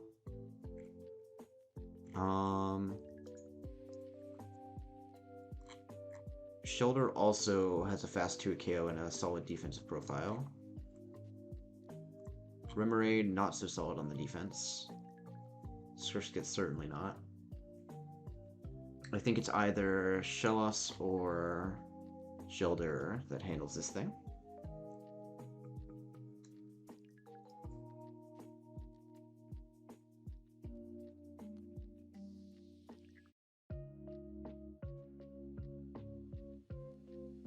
Things are a little tricky. If Rock Blast hits all 5 times, and let's say it gets 2 crits in there, so...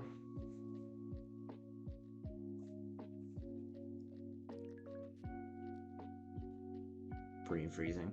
36 damage? Shelter lives even without a berry. Do I care? Because this is... I think I do care, right? If I hold a berry, that's going to power up knockoff. Thankfully, it's never using Bug Bite on me, so it's never going to steal and eat my berry. Oh, but it has berry juice as well. So it's going to heal up after I damage it. And I don't think... Yeah, Shelter does not have the gumption to KO this after berry juice, so I think it is just Shellos. For very similar reasons. Yeah, holding a Oranberry does not prompt this thing to knock me off.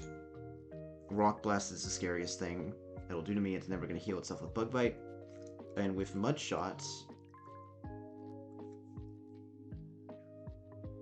look at that. Beautiful. Mud Shot does not knock this below 50% HP, so it will never get a chance to eat its berry juice. Shellos with an Oranberry is a go to bleed here.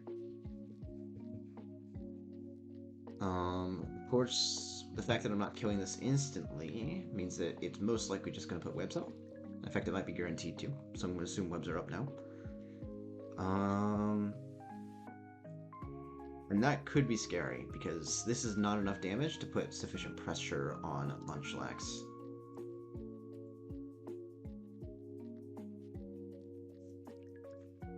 +1,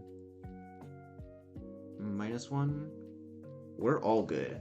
After the sticky web drop, and after Munchlax eats a Salac Berry to heal itself, not heal itself, to speed itself up, we are still faster, and we do more than 50% of its health, which means if it chooses to belly drum, we win. And if it chooses the headbutt, we're not even dead to crit. Specifically, we're not dead to non-crit into crit headbutt. So I think Farfetch'd has totally got this.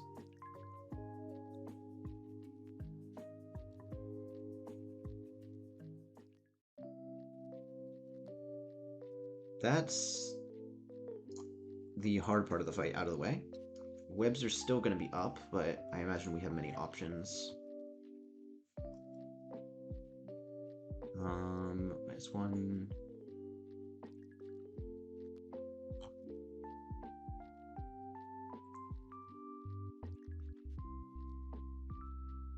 I think giving Lombre at Chesto Berry, maybe a bit of backup can do, and then any fire type just... Look at that, Litleo Gaming. So, to express my thoughts a little more thoroughly, Shellos beats the Dwebble, Farfetch'd beats the Munchlax, and then from there, Litleo beats the Mawile, and Lombre plus Verla's backup can beat the Sandygast, and that'll be the fight.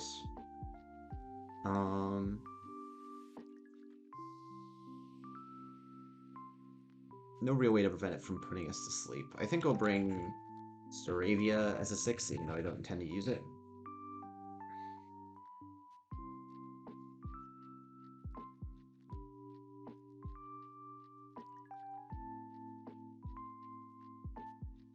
Let's get it.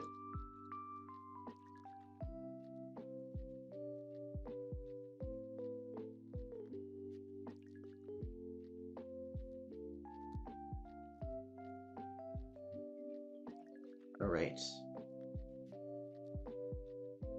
What is Mudshot's power? 55. So I'll keep it below Water Pulse on my hierarchy. But we Mudshot here. Webs do go up. But after Mudshot, we lower its speed to the point where we're faster. Even with the crit, we did not knock it into Berry Juice range. Water Pulse always kills. This is probably Munchlax. And this is scary because this is either Belly Drum or Headbutt. And we get out of here. We get out of here immediately.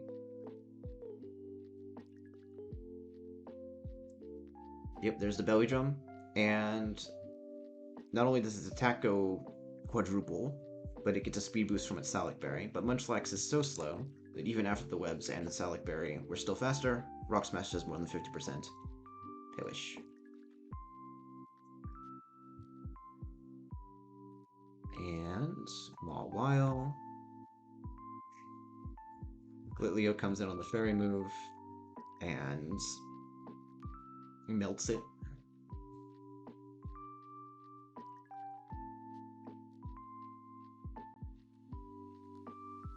Lukewarm Take. Unnerve should work against leftovers.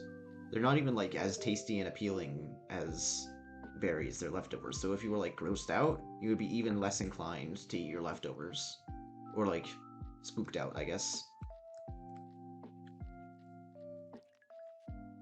Sandygast, likely Bulldoze. Lumber does not care for your bulldozing. Granted, this does make us slower than this thing, I think, so it can Astonish Flinch us now. But I'm not too concerned.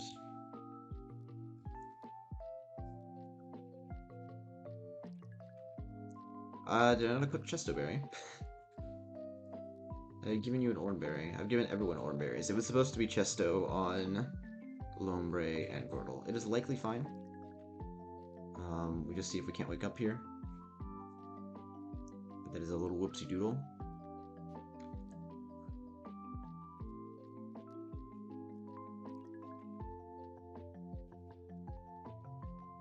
And GG.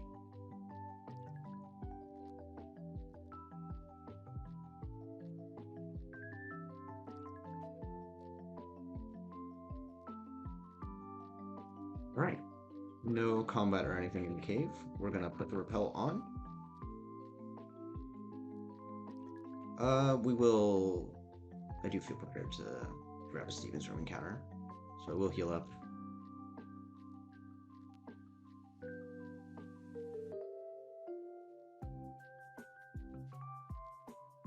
Grab me a Paris.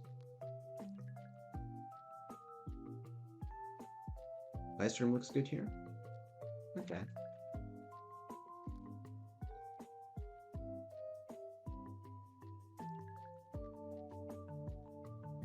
I'd believe it, but isn't standard practice that I'm supposed to do the back-to-back first to see if I get a static mon?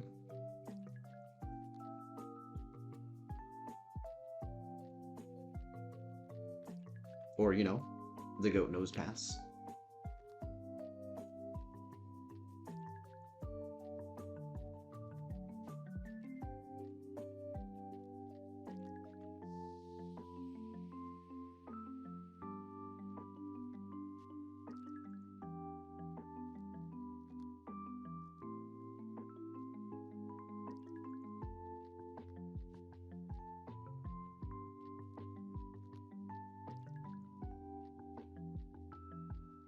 I don't think I've ever once used the defog TM. I probably should. But it feels so bad to overwrite something with defog because it's always extraordinarily niche, right? What do we get?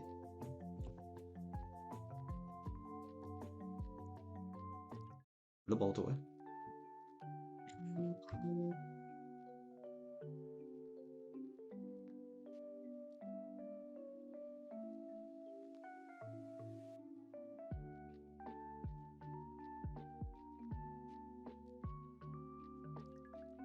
Welcome aboard, Claire. She brought a wonderful pipe bomb to our party. Hopefully she won't have to use it.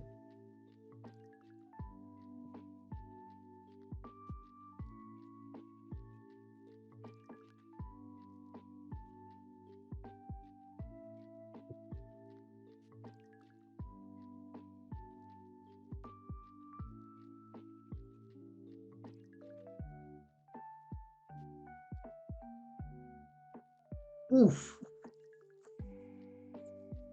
That's something. That's better. That's good, actually. Anybody else for checking? The Shelter, the Remoraid. Maximum speed, fastest Shelter in the West. Poor defenses, but could be worse. Could be worse. That is my assessment. My Steven's Room encounter was Baltoy. 0 HP, 0 defense, minus defense Baltoy.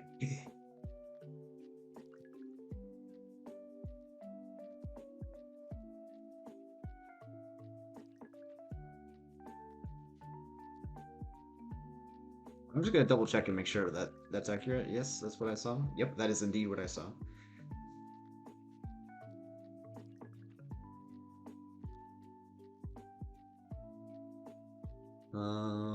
Power Trick is probably useless. Siding or Confusion.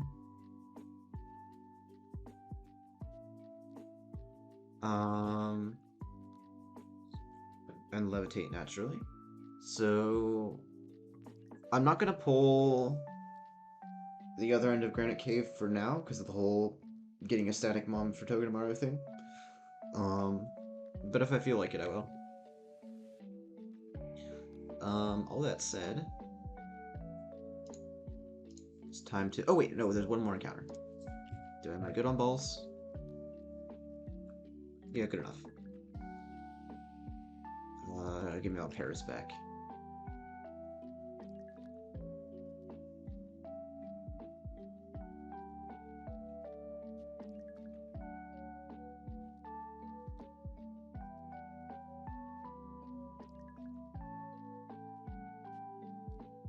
I think I'd like just every encounter here. In general. I feel like I've been served well by everything I've ever fished up on this beach. And they're the classic.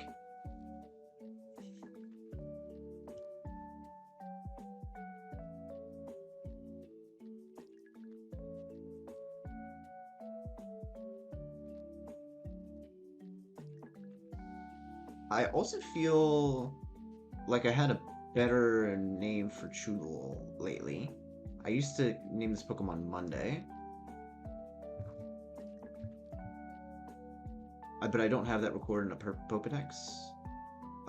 Yeah, anyone who is in chat right now, you want to suggest any Choodle nicknames? If it serves well, it might become Choodle's name forever.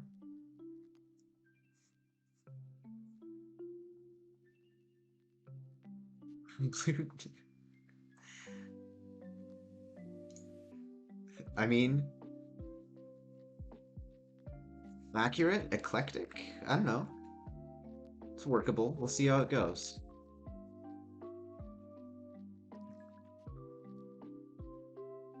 A little slow on the draw there, Jabba. Sorry.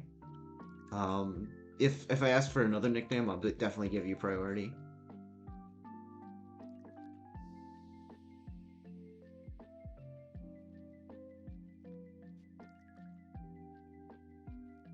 But thank you, chat. We'll see. We'll see if this blessing is worthwhile. Give me sand.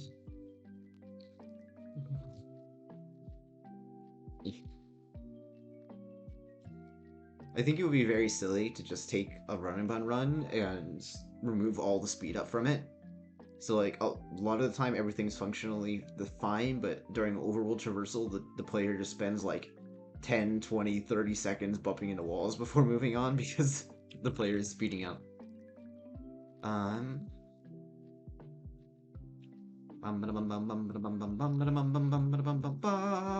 Shalom. Beautiful. Ooh, less beautiful.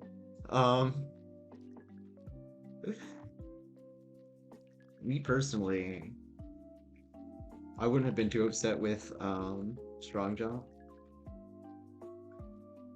But yeah, Shell Armor good.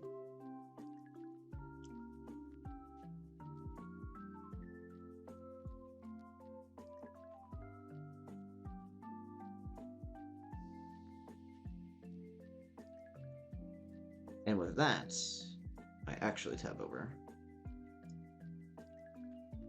I mean, not that I have any doubt, Emmy, but we shall see empirically whether Dreadnought does its job. All right, this fella, easy fights. Oh, I need to export still.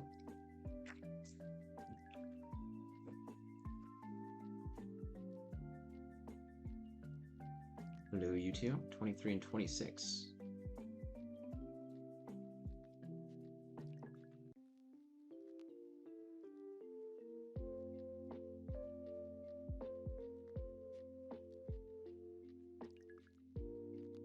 Is everybody else sorted? Shell Armor chooses his job with 0 attack. Huh?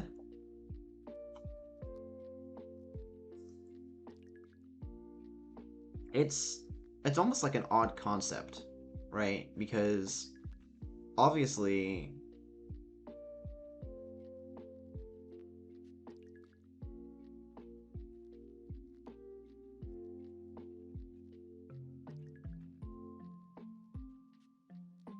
I'm processing this.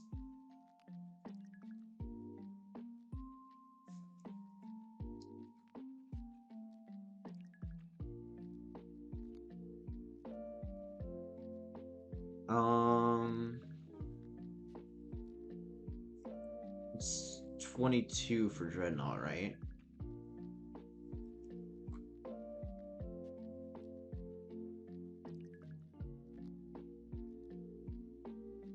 You can still intimidate in Hardstone.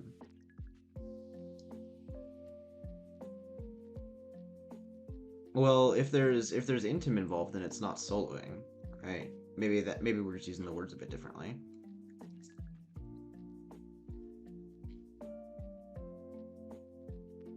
Because like this needs intimidate pivoting to beat low punny. It does not solo it.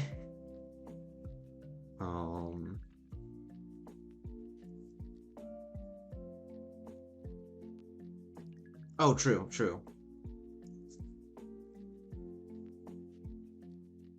Yeah.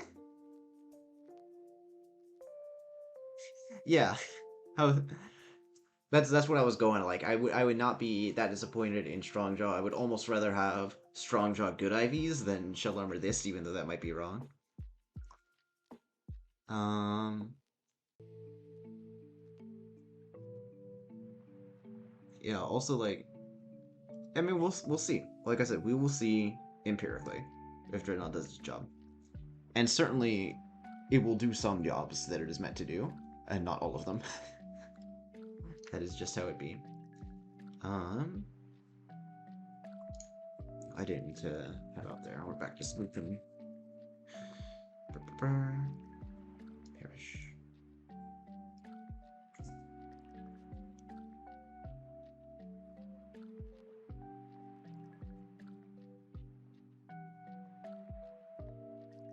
Got nothing faster than this thing. Psybeam Confusion is how I lose to it.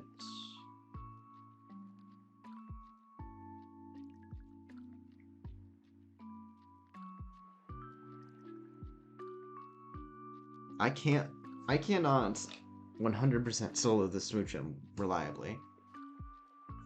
Because Aurora Beam attack drop. Or so I assume. Yeah.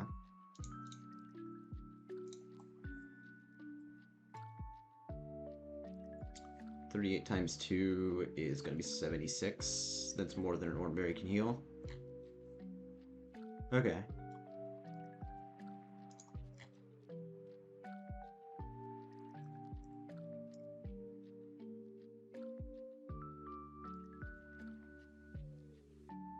Okay, the Struggle Bug strats, though. Picture Grottle. It goes in, takes an Aurora Beam, gets the attack drop, bites back, 32 damage. Smoochum is going to Aurora Beam me again. Or Love the Kiss, that's the sleep-inducing one, right? Yeah. Or has the opportunity to put me to sleep. Oh. If I'm using Grottle here, it has the opportunity to put me to sleep turn 1, so Grottle needs to be Chesto. And then it's switched to Surskit on Aurora Beam or Lovely Kiss and Struggle Bug for the kill.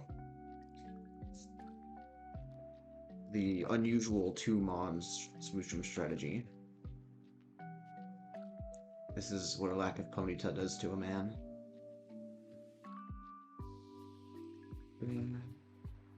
Grottle, Surskits. I'm putting the Chester Berries on them right now so I don't mess that up.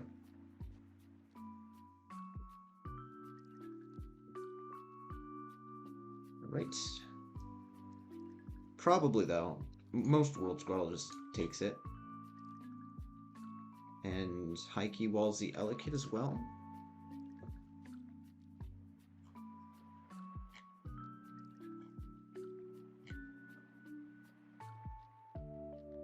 In most worlds, Grottle is quite injured. It has lost most of its health it won't be in a position where it's dead to Fire Punch or Ice Punch. It will be in a position where it's dead to Incinerate. So I think this is Magby out first. Regardless, I can probably just plan for either. And Elekid's probably the more problematic of the two. It's not static, so Lombre can come in and fake out.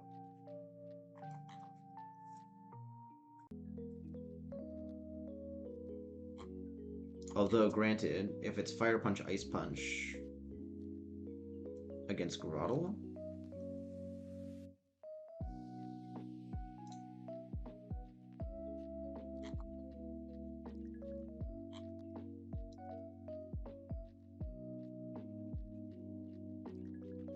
I think, since I forgot Flame Wheel, I literally have no way of playing around Freeze besides,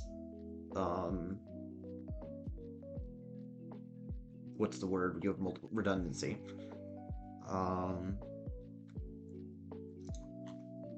Or just a regular pivot, right? Because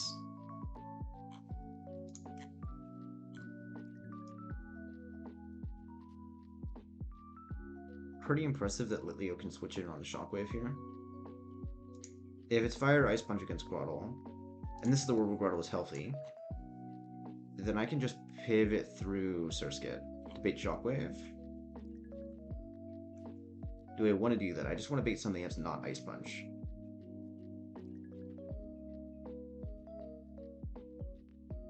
It works well enough. I can send Lombrian. Or send in the fire types to deal with it. Growlithe doesn't do as well.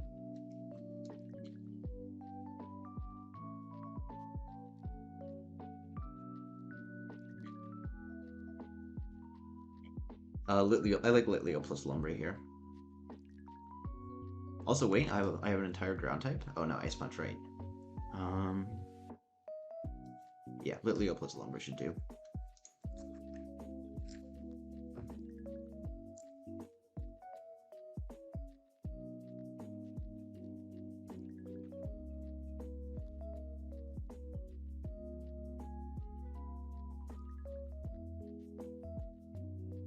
And last was Magby.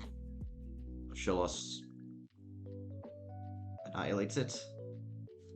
Confuse rate is a thing, so it'll once again be important to have some redundancy. So who just has generally good stats that can maybe switch in on Magby or Elekid? Maybe Farfetch'd?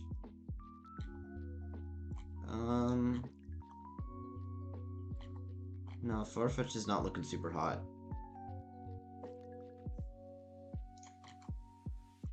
Am I already bringing Growlithe? I'm not already bringing Growlithe. Growlithe can do something. Yeah, it can switch in on a punch from Elekid. Or a punch from Magby and get a hit off.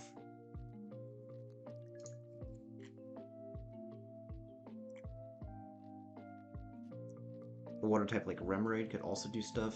Choodle. Choodle can stand up to Magby, but not to Elekid.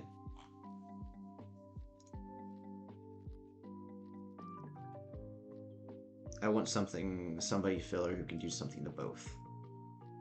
So with that in mind, I'll bring Growlithe as my last.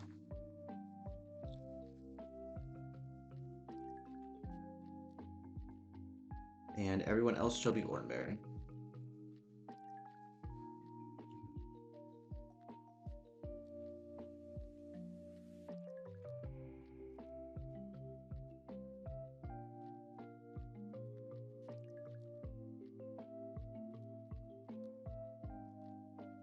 Come get me.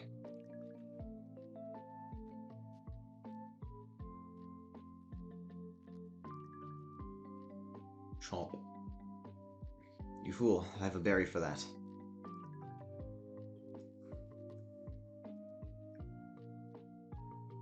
Alright, so Elekid, I think? Yeah, because we're not injured.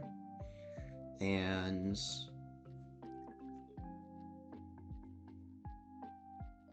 I mean, it's not like Grottle's going to be fantastic against Magby.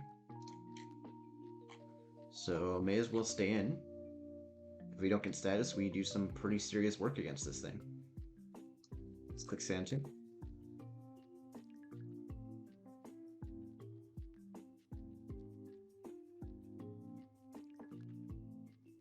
and Razor Leaf.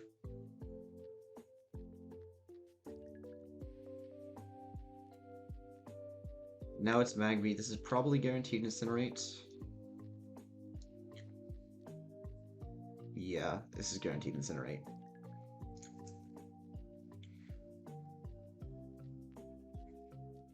Eh. You can have my berry.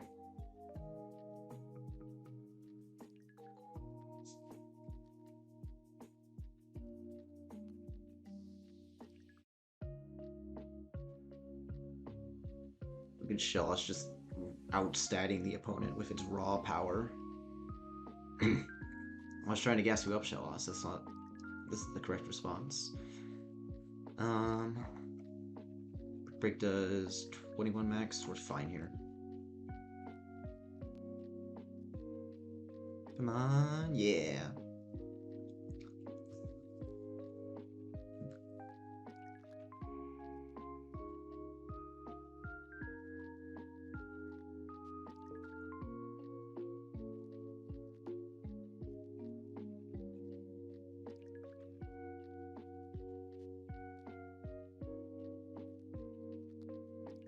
All right.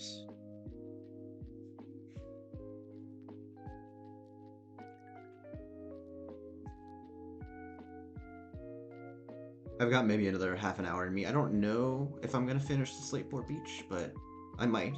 It's sort of up in the air. It's in the cards. Brr. I have Hidden Power Rock. It does not one-shot you.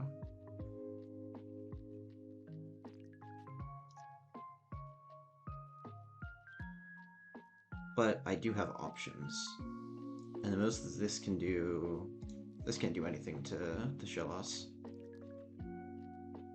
It also can't do anything to Shelder, but I would prefer it to a KO. Yeah, Shellos, once again, best in class.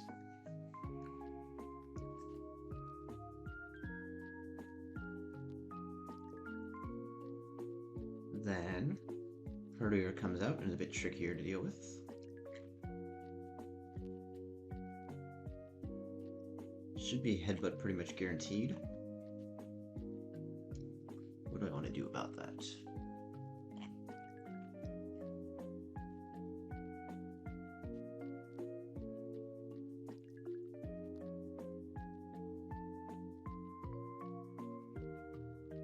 Gordle does pretty good here, but Ice Fang is a consistent threat. Maybe leading with an Intimidate is the play. I mean, I've got 5 whole slots to take this thing down, right? Might as well spend Growlithe on one of them.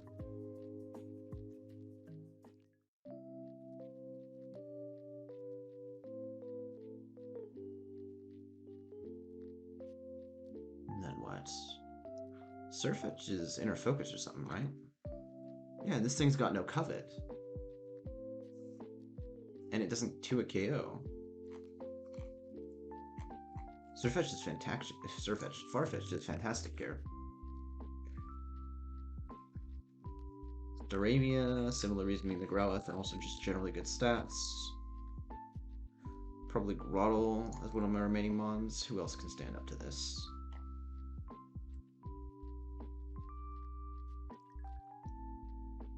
Litleo does surprisingly well once again. Baltoy, no. Shelder, no. It's just gonna get headbutt flinched. Yeah, and that's the key. If we're not weak to something else, this Herdier can dish out at us, and we're slower, then we risk getting flinched by headbutt. Groddle is unique in that it can tank a move that it is weak to, and therefore does not bait headbutt all the time. I think Litleo is the play. It doesn't get 2-hit KO'd even if one headbutt crits, and it can do good damage with Incinerate. It never gets flinched because it's faster. We have no reason to be anything besides Oranberry on everybody, I think.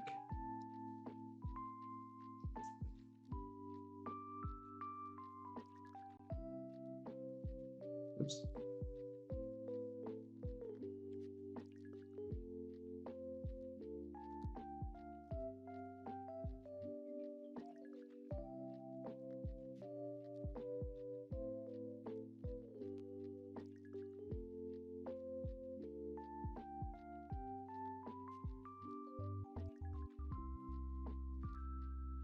High roll one shot? Nope. It was worth going for. Actually, I don't know. It might have been just the highest of high roll that killed, so statistically it might have been more worth it, quote unquote, to go for confusion plus self-hit from water pulse, but that's neither here nor there.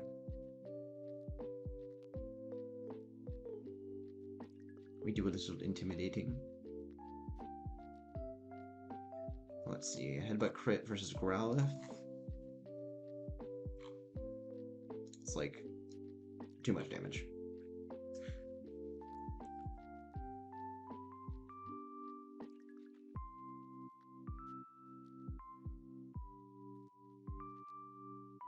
Headbutt crit versus Staravia, however.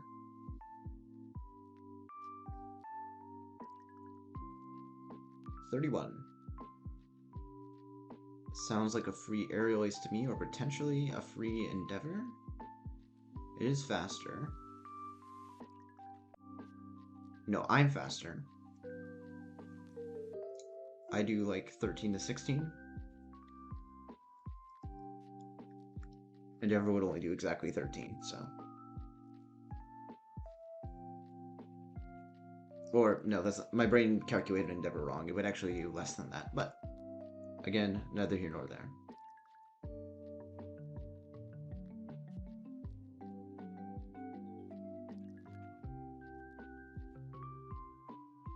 Yipes. There goes all my attack drop value. But that's okay, because redundancy is redundancy. And Leo's got this.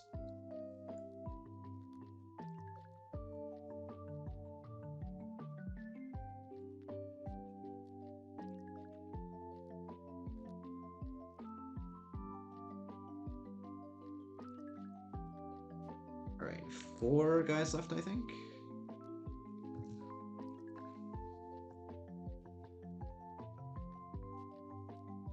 I think I can do 4 more fights, especially since one of them is free. And then we can get our slate board encounter, and that can be the end of stream. We can start next time with the Aqua Grunt back to back.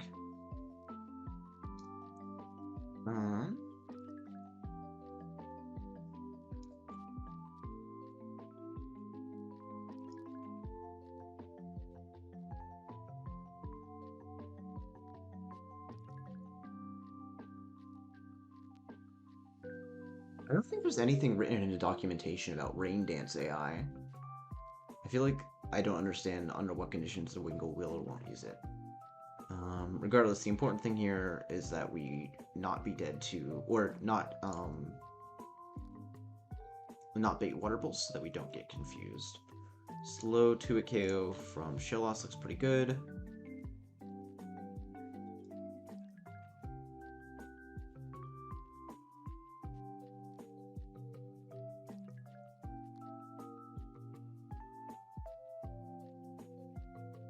Staravia actually doesn't have a 2 KO here, I don't think. No, this thing can heal itself out of kill range with the Oranberry, and besides, if it Rain Dances turn 1, it can Water Pulse turn 2, because water moves are powered up in the rain.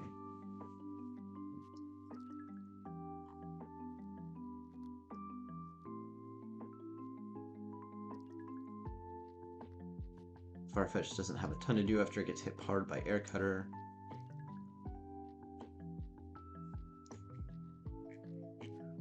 Shelter. Oh, Shelter is Shell Armor. That's also noteworthy. Or is it guaranteed? And then it splits into Skill Link or Shell Armor when Cloyster comes around? That might be the case. Regardless, it doesn't do a ton. Grottle could do something here. Yeah, Grottle could perform excellently here. Razor Leaf does 2 a KO even through the Oranberry. We never bait Water Pulse. Grottle is an excellent solution to this, but I might want to bring Grottle for later in the fight, is the only thing.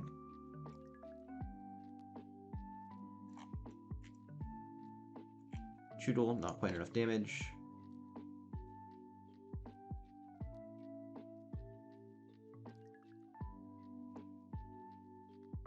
Lombre dies to Air Cutter into Air Cutter crit and is slower.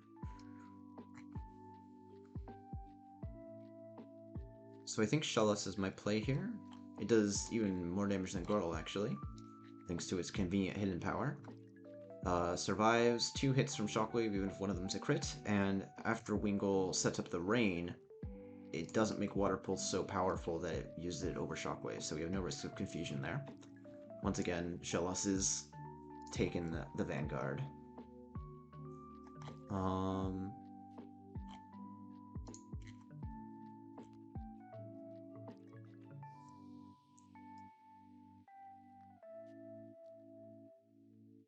I have multiple water types to potentially deal with this Palpitoad. I mean, multiple grass types. Grotle has its number.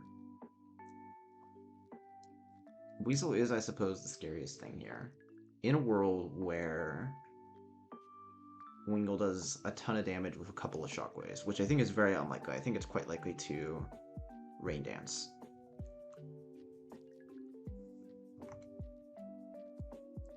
Could reduce Shellos to like 17 HP reasonably. This is a good opportunity, I think, for me to grab a refresher on Pursuit.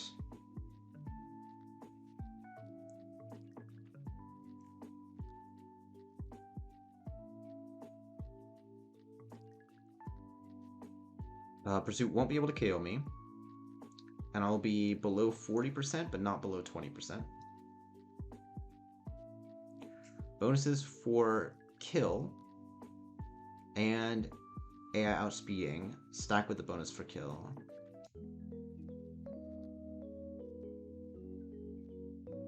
So it is +8 sometimes, and then +3 because the AI is faster. So I think Pursuit won't kill, but since none of its moves kill, it can use Pursuit, if I'm reading that right.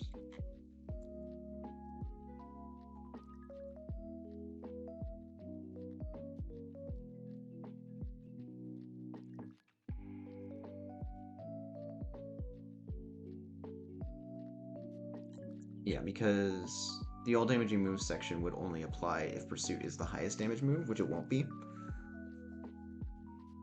So it'll just be +3 or 50% of the time +11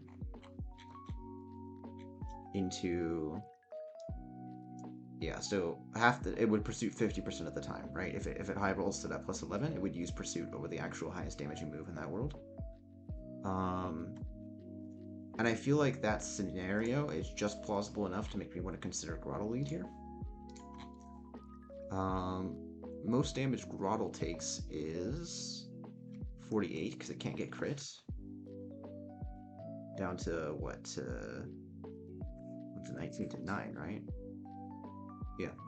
And then heal with an Oranberry. We are once again below 40% HP. So Pursuit can get a random +8. But the crucial thing about that is that Pursuit only doubles in damage to 14, and it can never crit. Unlike the Shellos world.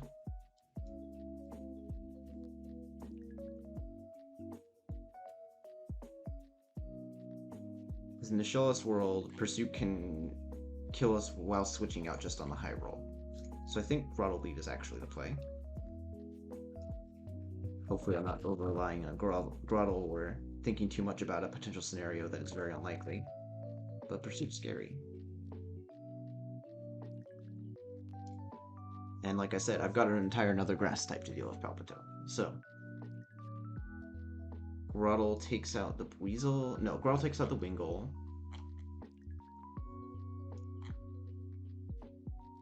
In all likelihood, this Weasel, because Palpitoad sees that I can kill it. And it should be Pursuit or Sonic Boom. Either way, it's fine. I just gotta go to my handy-dandy Weasel counter, which is somebody, again, that's resistant to water. Shellos doesn't do enough damage back, unfortunately.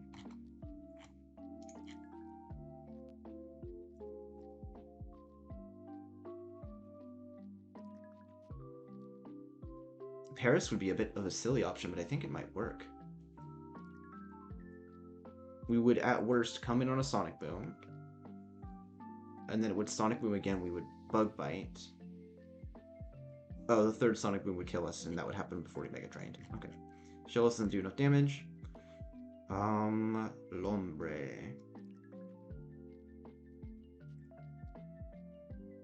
Lombre is good here. It's over 50 HP, which means it can't get 3 KO by Sonic Boom. It's never being Water Pulsed under any circumstance.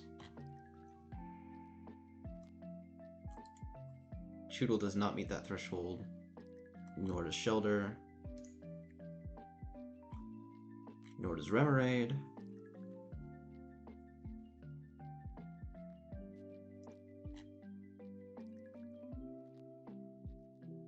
Nor does Surskit, so it sort of has to be Lombre. We come in, we Fake Out, you Mega Drain. End of the day, if we can survive a Sludge from Palpito, we just win. If we can't, gotta think of somebody to come in on the Sludge. Paris Worlds?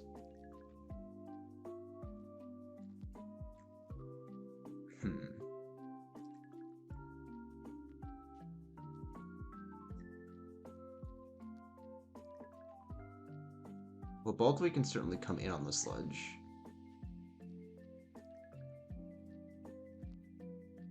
I think Baltoy as a pivot plus Paris plus somebody else can close out the fight. Again, I'm planning for like several different worst case scenarios that are very unlikely to happen. But yeah, Grotto lead.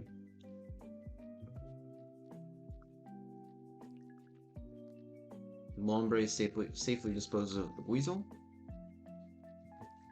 And then Baltoy as a pivot for Paris. And then in case Paris doesn't do quite enough and get another incoming Sludge, we just sort of want to be faster. I actually like Surskit and Staravia here, because Staravia is faster naturally and kills. Whereas if the rain is up somehow, which it could be, I think Palpitoad also has Rain Dance. Yeah, it does. Then Surskit takes advantage of that with Swift Swim, and its water move being powered up means that, I mean, Palpitoad doesn't resist water, so the rain helps us more than him.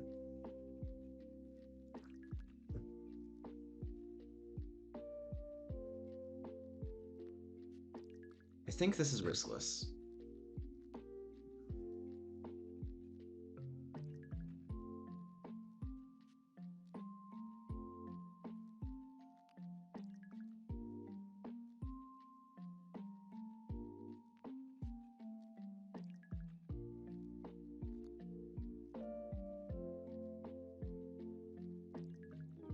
Razor Leaf. If this crits, it just kills. We cannot be crit. And we do so much damage that even after the Worm Berry, this will always kill. Rain does go up.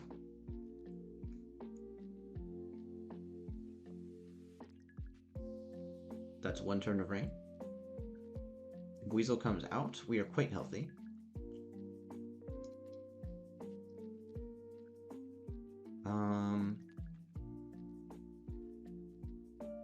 Am I afraid of you? I still have my berry. I'm not afraid of you at all. Yum. There's its berry.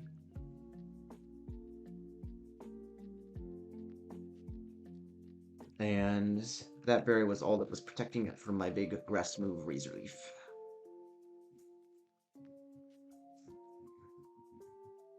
Out comes Palpitoad.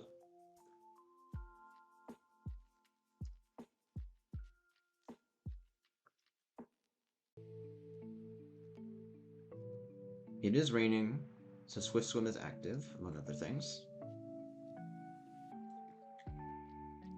This is gonna be guaranteed Sludge still for 20 damage. Facts.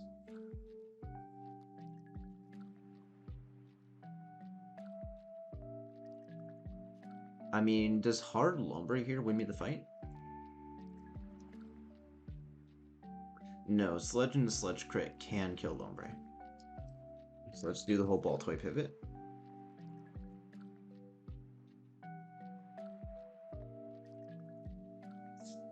You're now baiting Water Move. Now get in there, Lombre.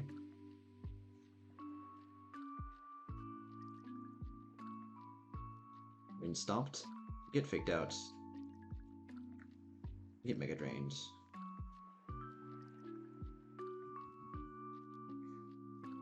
And I don't know about you, but I've got a healthy Staravia, so I'm just gonna do the next fight because it's the easiest fight in the game.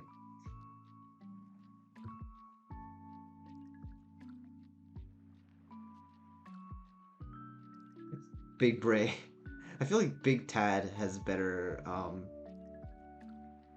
rolls off the tongue better.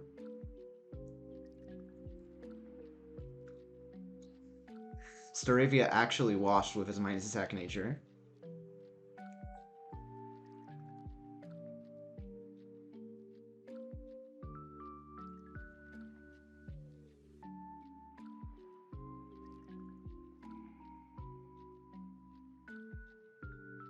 That said, I have never been punished for not healing for this fight, and I never will be.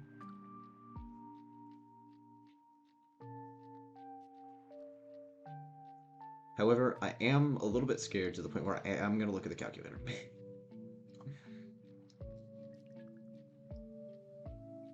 16.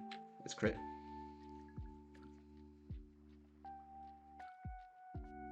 So I probably do have to switch out against the blip bug, which is the first time this has ever been said in recorded history. Blip bug does...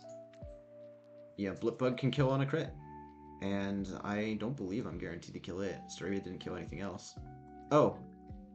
No, wait. Blip bug is frailer than everything else. Staravia just kills it.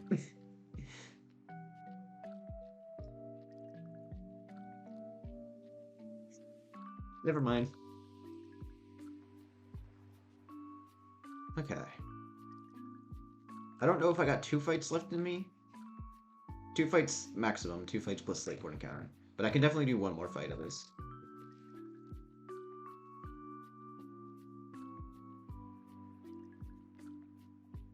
Let us see.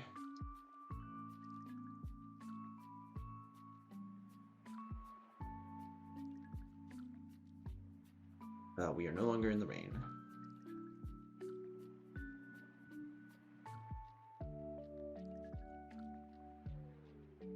I guess since this is starting with Fake Out, starting with an Intimidate from Growlithe for Staravia can't hurt.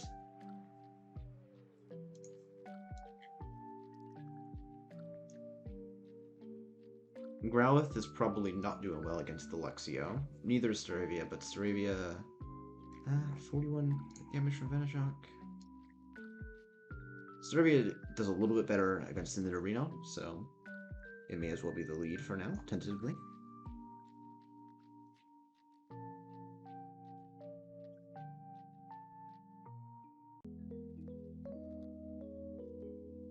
Fake Out incoming. Apom is always going to be faster than me and can always reduce my accuracy. I don't think anybody's immune to that.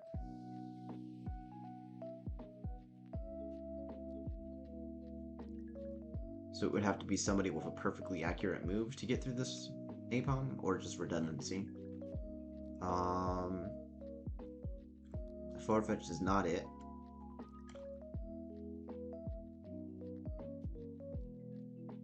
I don't even know if Brutal Swing is perfectly accurate, but it's the only move that I can think of being plausibly perfectly accurate.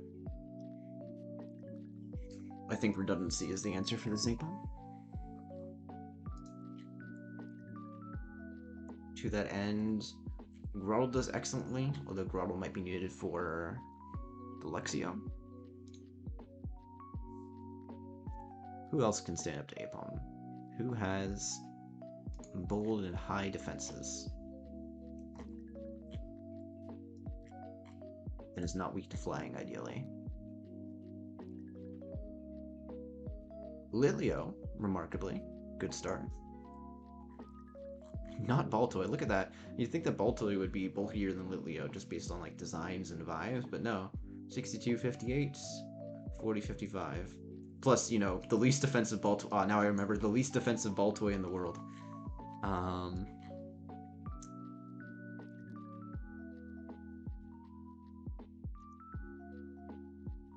Shelder. Choodle can't really stand up to this, but Shelder can, especially after an Intimidate. Because of shell armor. Get some good damage off. I think I'm confident in that. I don't know if Shelter will solo the Apom, but certainly Starevia lead into Shelter seems like a pretty good start.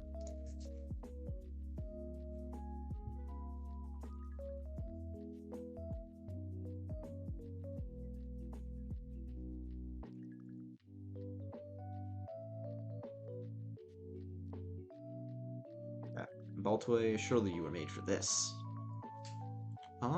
Pretty good. 2 KO, not quite. It isn't, yeah, but likely. And doesn't take a ton of damage in return. Plus, I think is... Wait a minute, is Baltoy immune to Sand Attack on account of... I'm excited to do that science, actually. Baltoy would probably also... No, the Lexio has Bite. So, Baltoy and Shellos would only be good for Nidorino. But then again, Shellos might be able to stand up to the Apom a bit.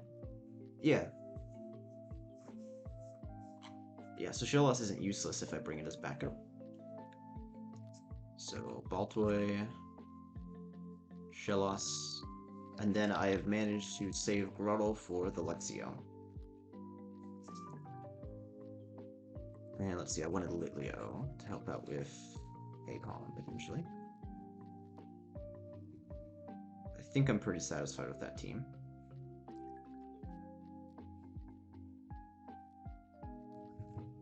Let's do it.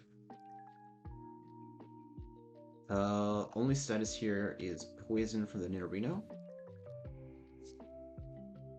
Does it have Toxic? No.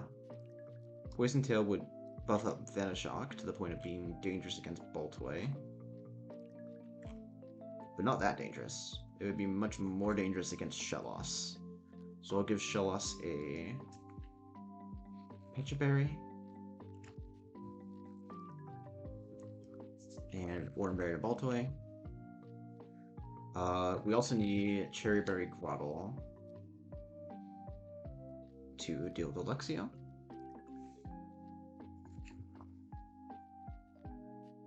Am I bringing enough for Luxio? How you doing, Grottle? Luxio, let's say I switch in on a How, it's now +1. Luxio is 4 hit KOing me. I've got Absorb, I've got Sand Tomb. Grottle can scrap here, I'm confident.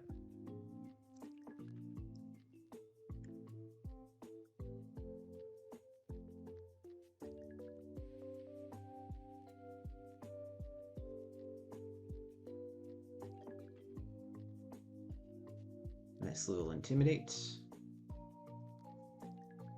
Here comes the Fake Outs.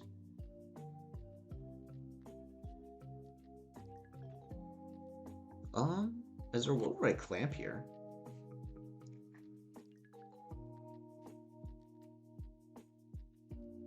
I think so. I'm staying in here for 2 turns, I think. Over the course of 2 turns, Clamp does like 40%, which is higher than the average roll of Icicle Spear. Clamp Gaming. Especially if I miss. Yeah.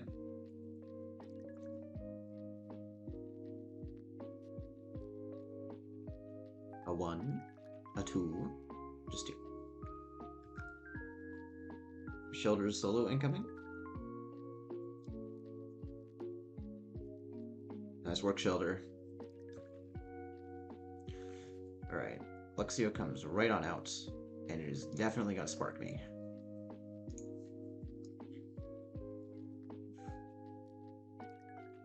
There's a teeny tiny chance that this Howl's here, because it might not see Careless Spark. Regardless,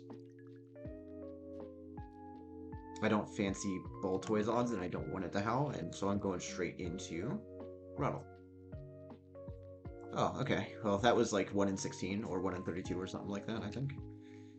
I'll start with a Sand Tomb.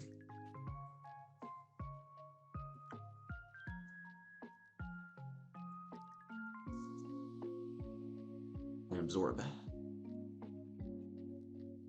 All the Howls in the world won't save you.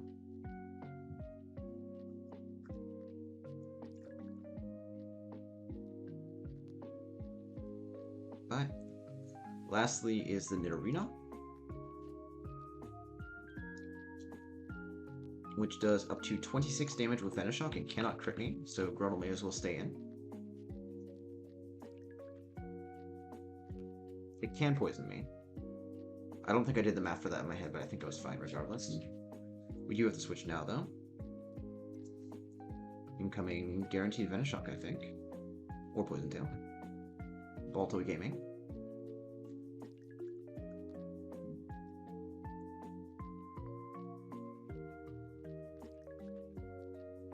A little Psybeam here.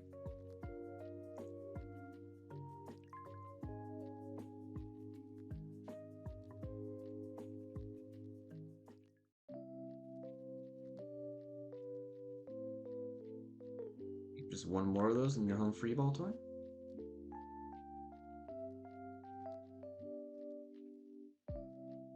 Nice. Okay. I'm a little fatigued, but there's only one more battle between here and Slateport, so one more battle, and that'll be it for the night.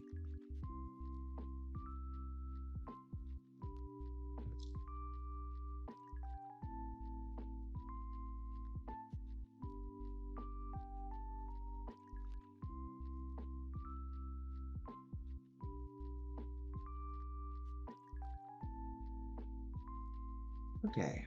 Nymphu, Staravia is a good lead here. We're not going to get an Intimidate off because Inner Focus, but we still get hit only once in the process. And we get hit by not Force Palm specifically. Although we can be Cherry Berry to account for the tiny chance that Force Palms here.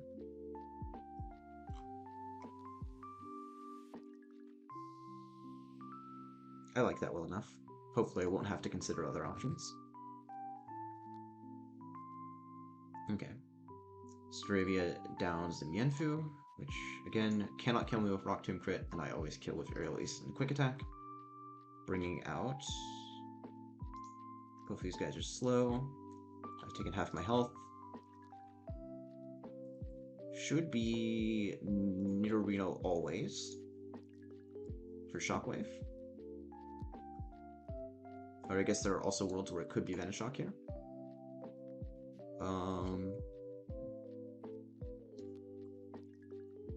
Water Pulse is a little bit nasty and makes Ball Twin not a good answer here. Though it could be a good pivot. No, because baiting Water Pulse is never a good thing, even when pivoting. This might be Grottle's chance to shine, although Venoshock 2 at KOs, which is nasty. Grottle doesn't do fantastically in return.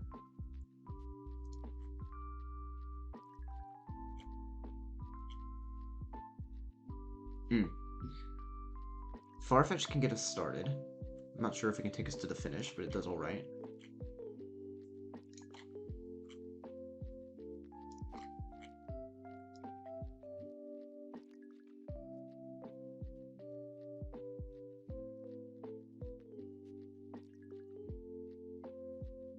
Is there anyone? Can I have Grottle solo Flaffy? It's definitely not guaranteed with Fire Punch Burn and Thunderwave and Confused Ray going on. I think if I bring Grottle plus Baltoy and dedicate them to Flaffy, then I beat it. So that gives me 3 Mons to take down Nidorino. Farfetch will be 1. Because I don't think anybody on my team, aside from Farfetch, switches in on a combination of Venoshock or Shockwave.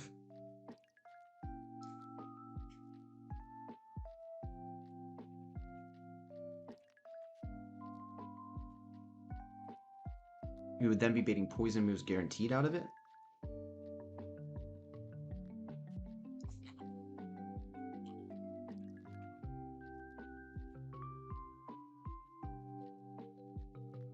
Would be a pretty good time to go to Shellos, I think, with a Pecha Berry for a little bit of Mudshot action, lower its speed.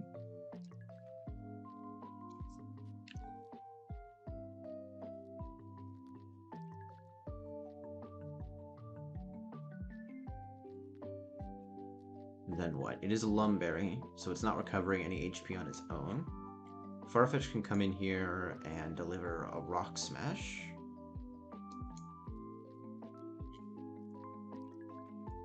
Farfetch would also need to be Pecha Berry, because even though I'm switching in on Venoshock, there's a chance that I get poisoned by Poison Point, and then it happens to use Venoshock again that turn and doubles in damage.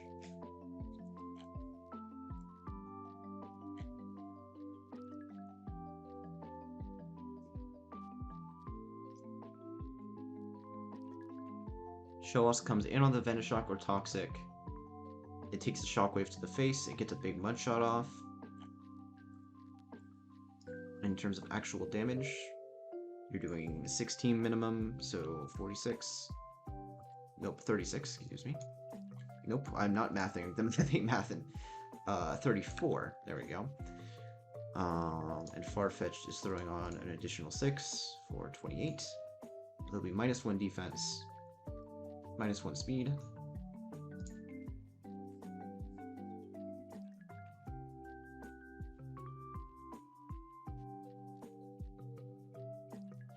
And you'll be firing off Shockwave. I think Shockwave guaranteed. Not if it uses Toxic on the switch and then Toxic again. Then it could be Venoshock or Shockwave, which is previously established as a combination of moves that I don't like switching into.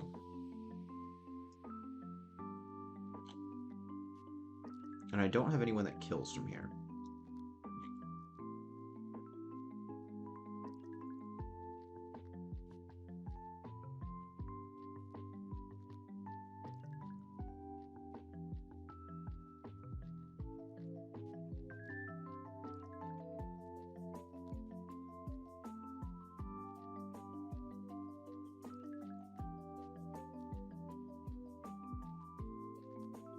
Too much damage from Shockwave, Venoshock, Shockwave.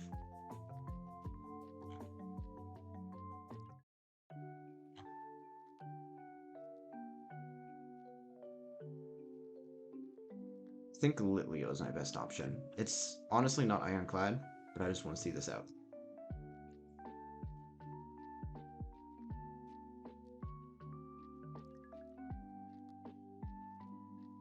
Burn.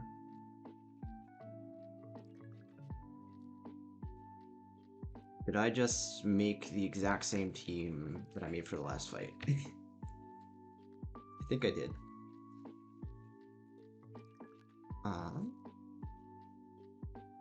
And I still do need that Pecha Berry.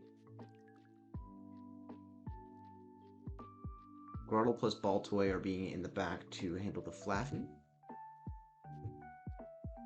You need a Cherry Berry for that. Baltoy can do it on its own. Litleo, take an Oranberry, Farfetch, take a Pecha Berry, and probably in worlds where Baltoy finishes off the Nidorino, I'll give it the Soft Sand. Boosts its ground type damage. You do have a ground move, right? I'm assuming you have Mud Shot? Yeah. You do have a decent special attack stat. It should work. It should all work out. I'm sure you can tell from my commentary that I do need to log off. But we're almost to Slateport.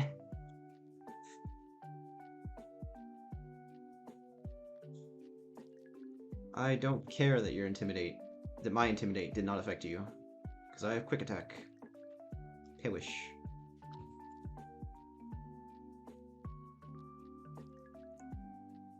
Mid Arena.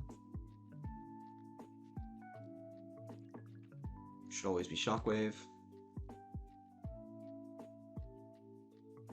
Farfetch takes this like a champ. Rock Smash.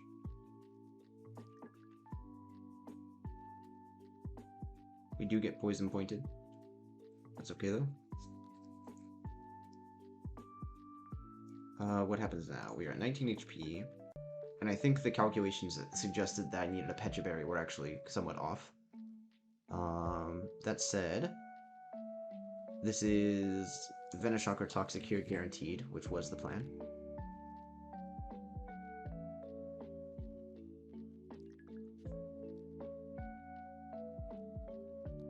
One shot. Toxic is lovely. That gives us a free turn because of our Pecha Berry.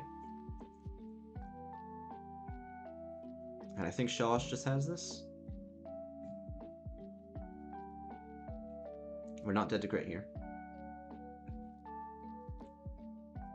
You are now -2. What does that make you? -2 speed makes you slower than Shellos.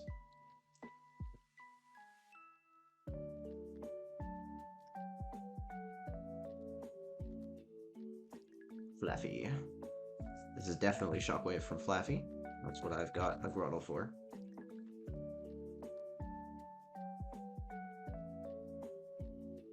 Sand Tomb for consistent chip. Nice Thunder Wave. I'm gonna absorb for the heck of it.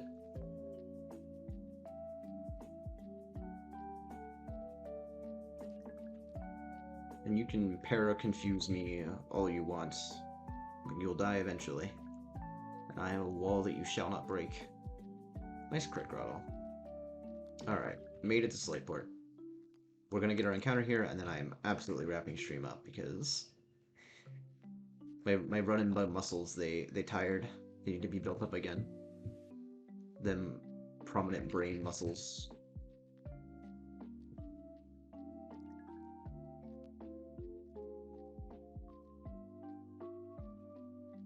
Where's my Paris?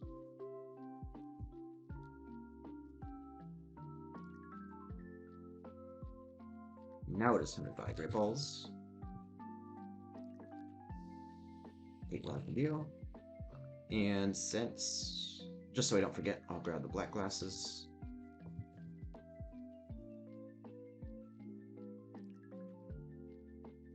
Alright, this is about to be a Buizel, that's my prediction. Hey, I got one right! For whatever it's worth, this is not the best thing here. I think Quillfish is. At least in the short term.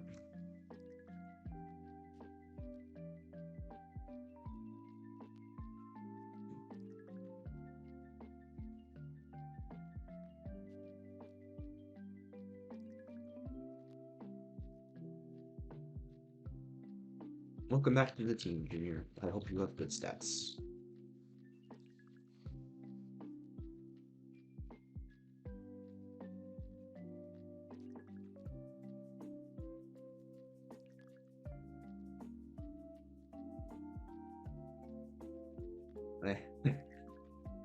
It could definitely be worse, but I think there's like specific benchmarks that Floatle specifically wants to hit for specific things. I can't remember them all right now. I'm signing off, folks. Thank you all so much for watching. I hope you enjoyed. Run and Bun is back, as you can plainly empirically see.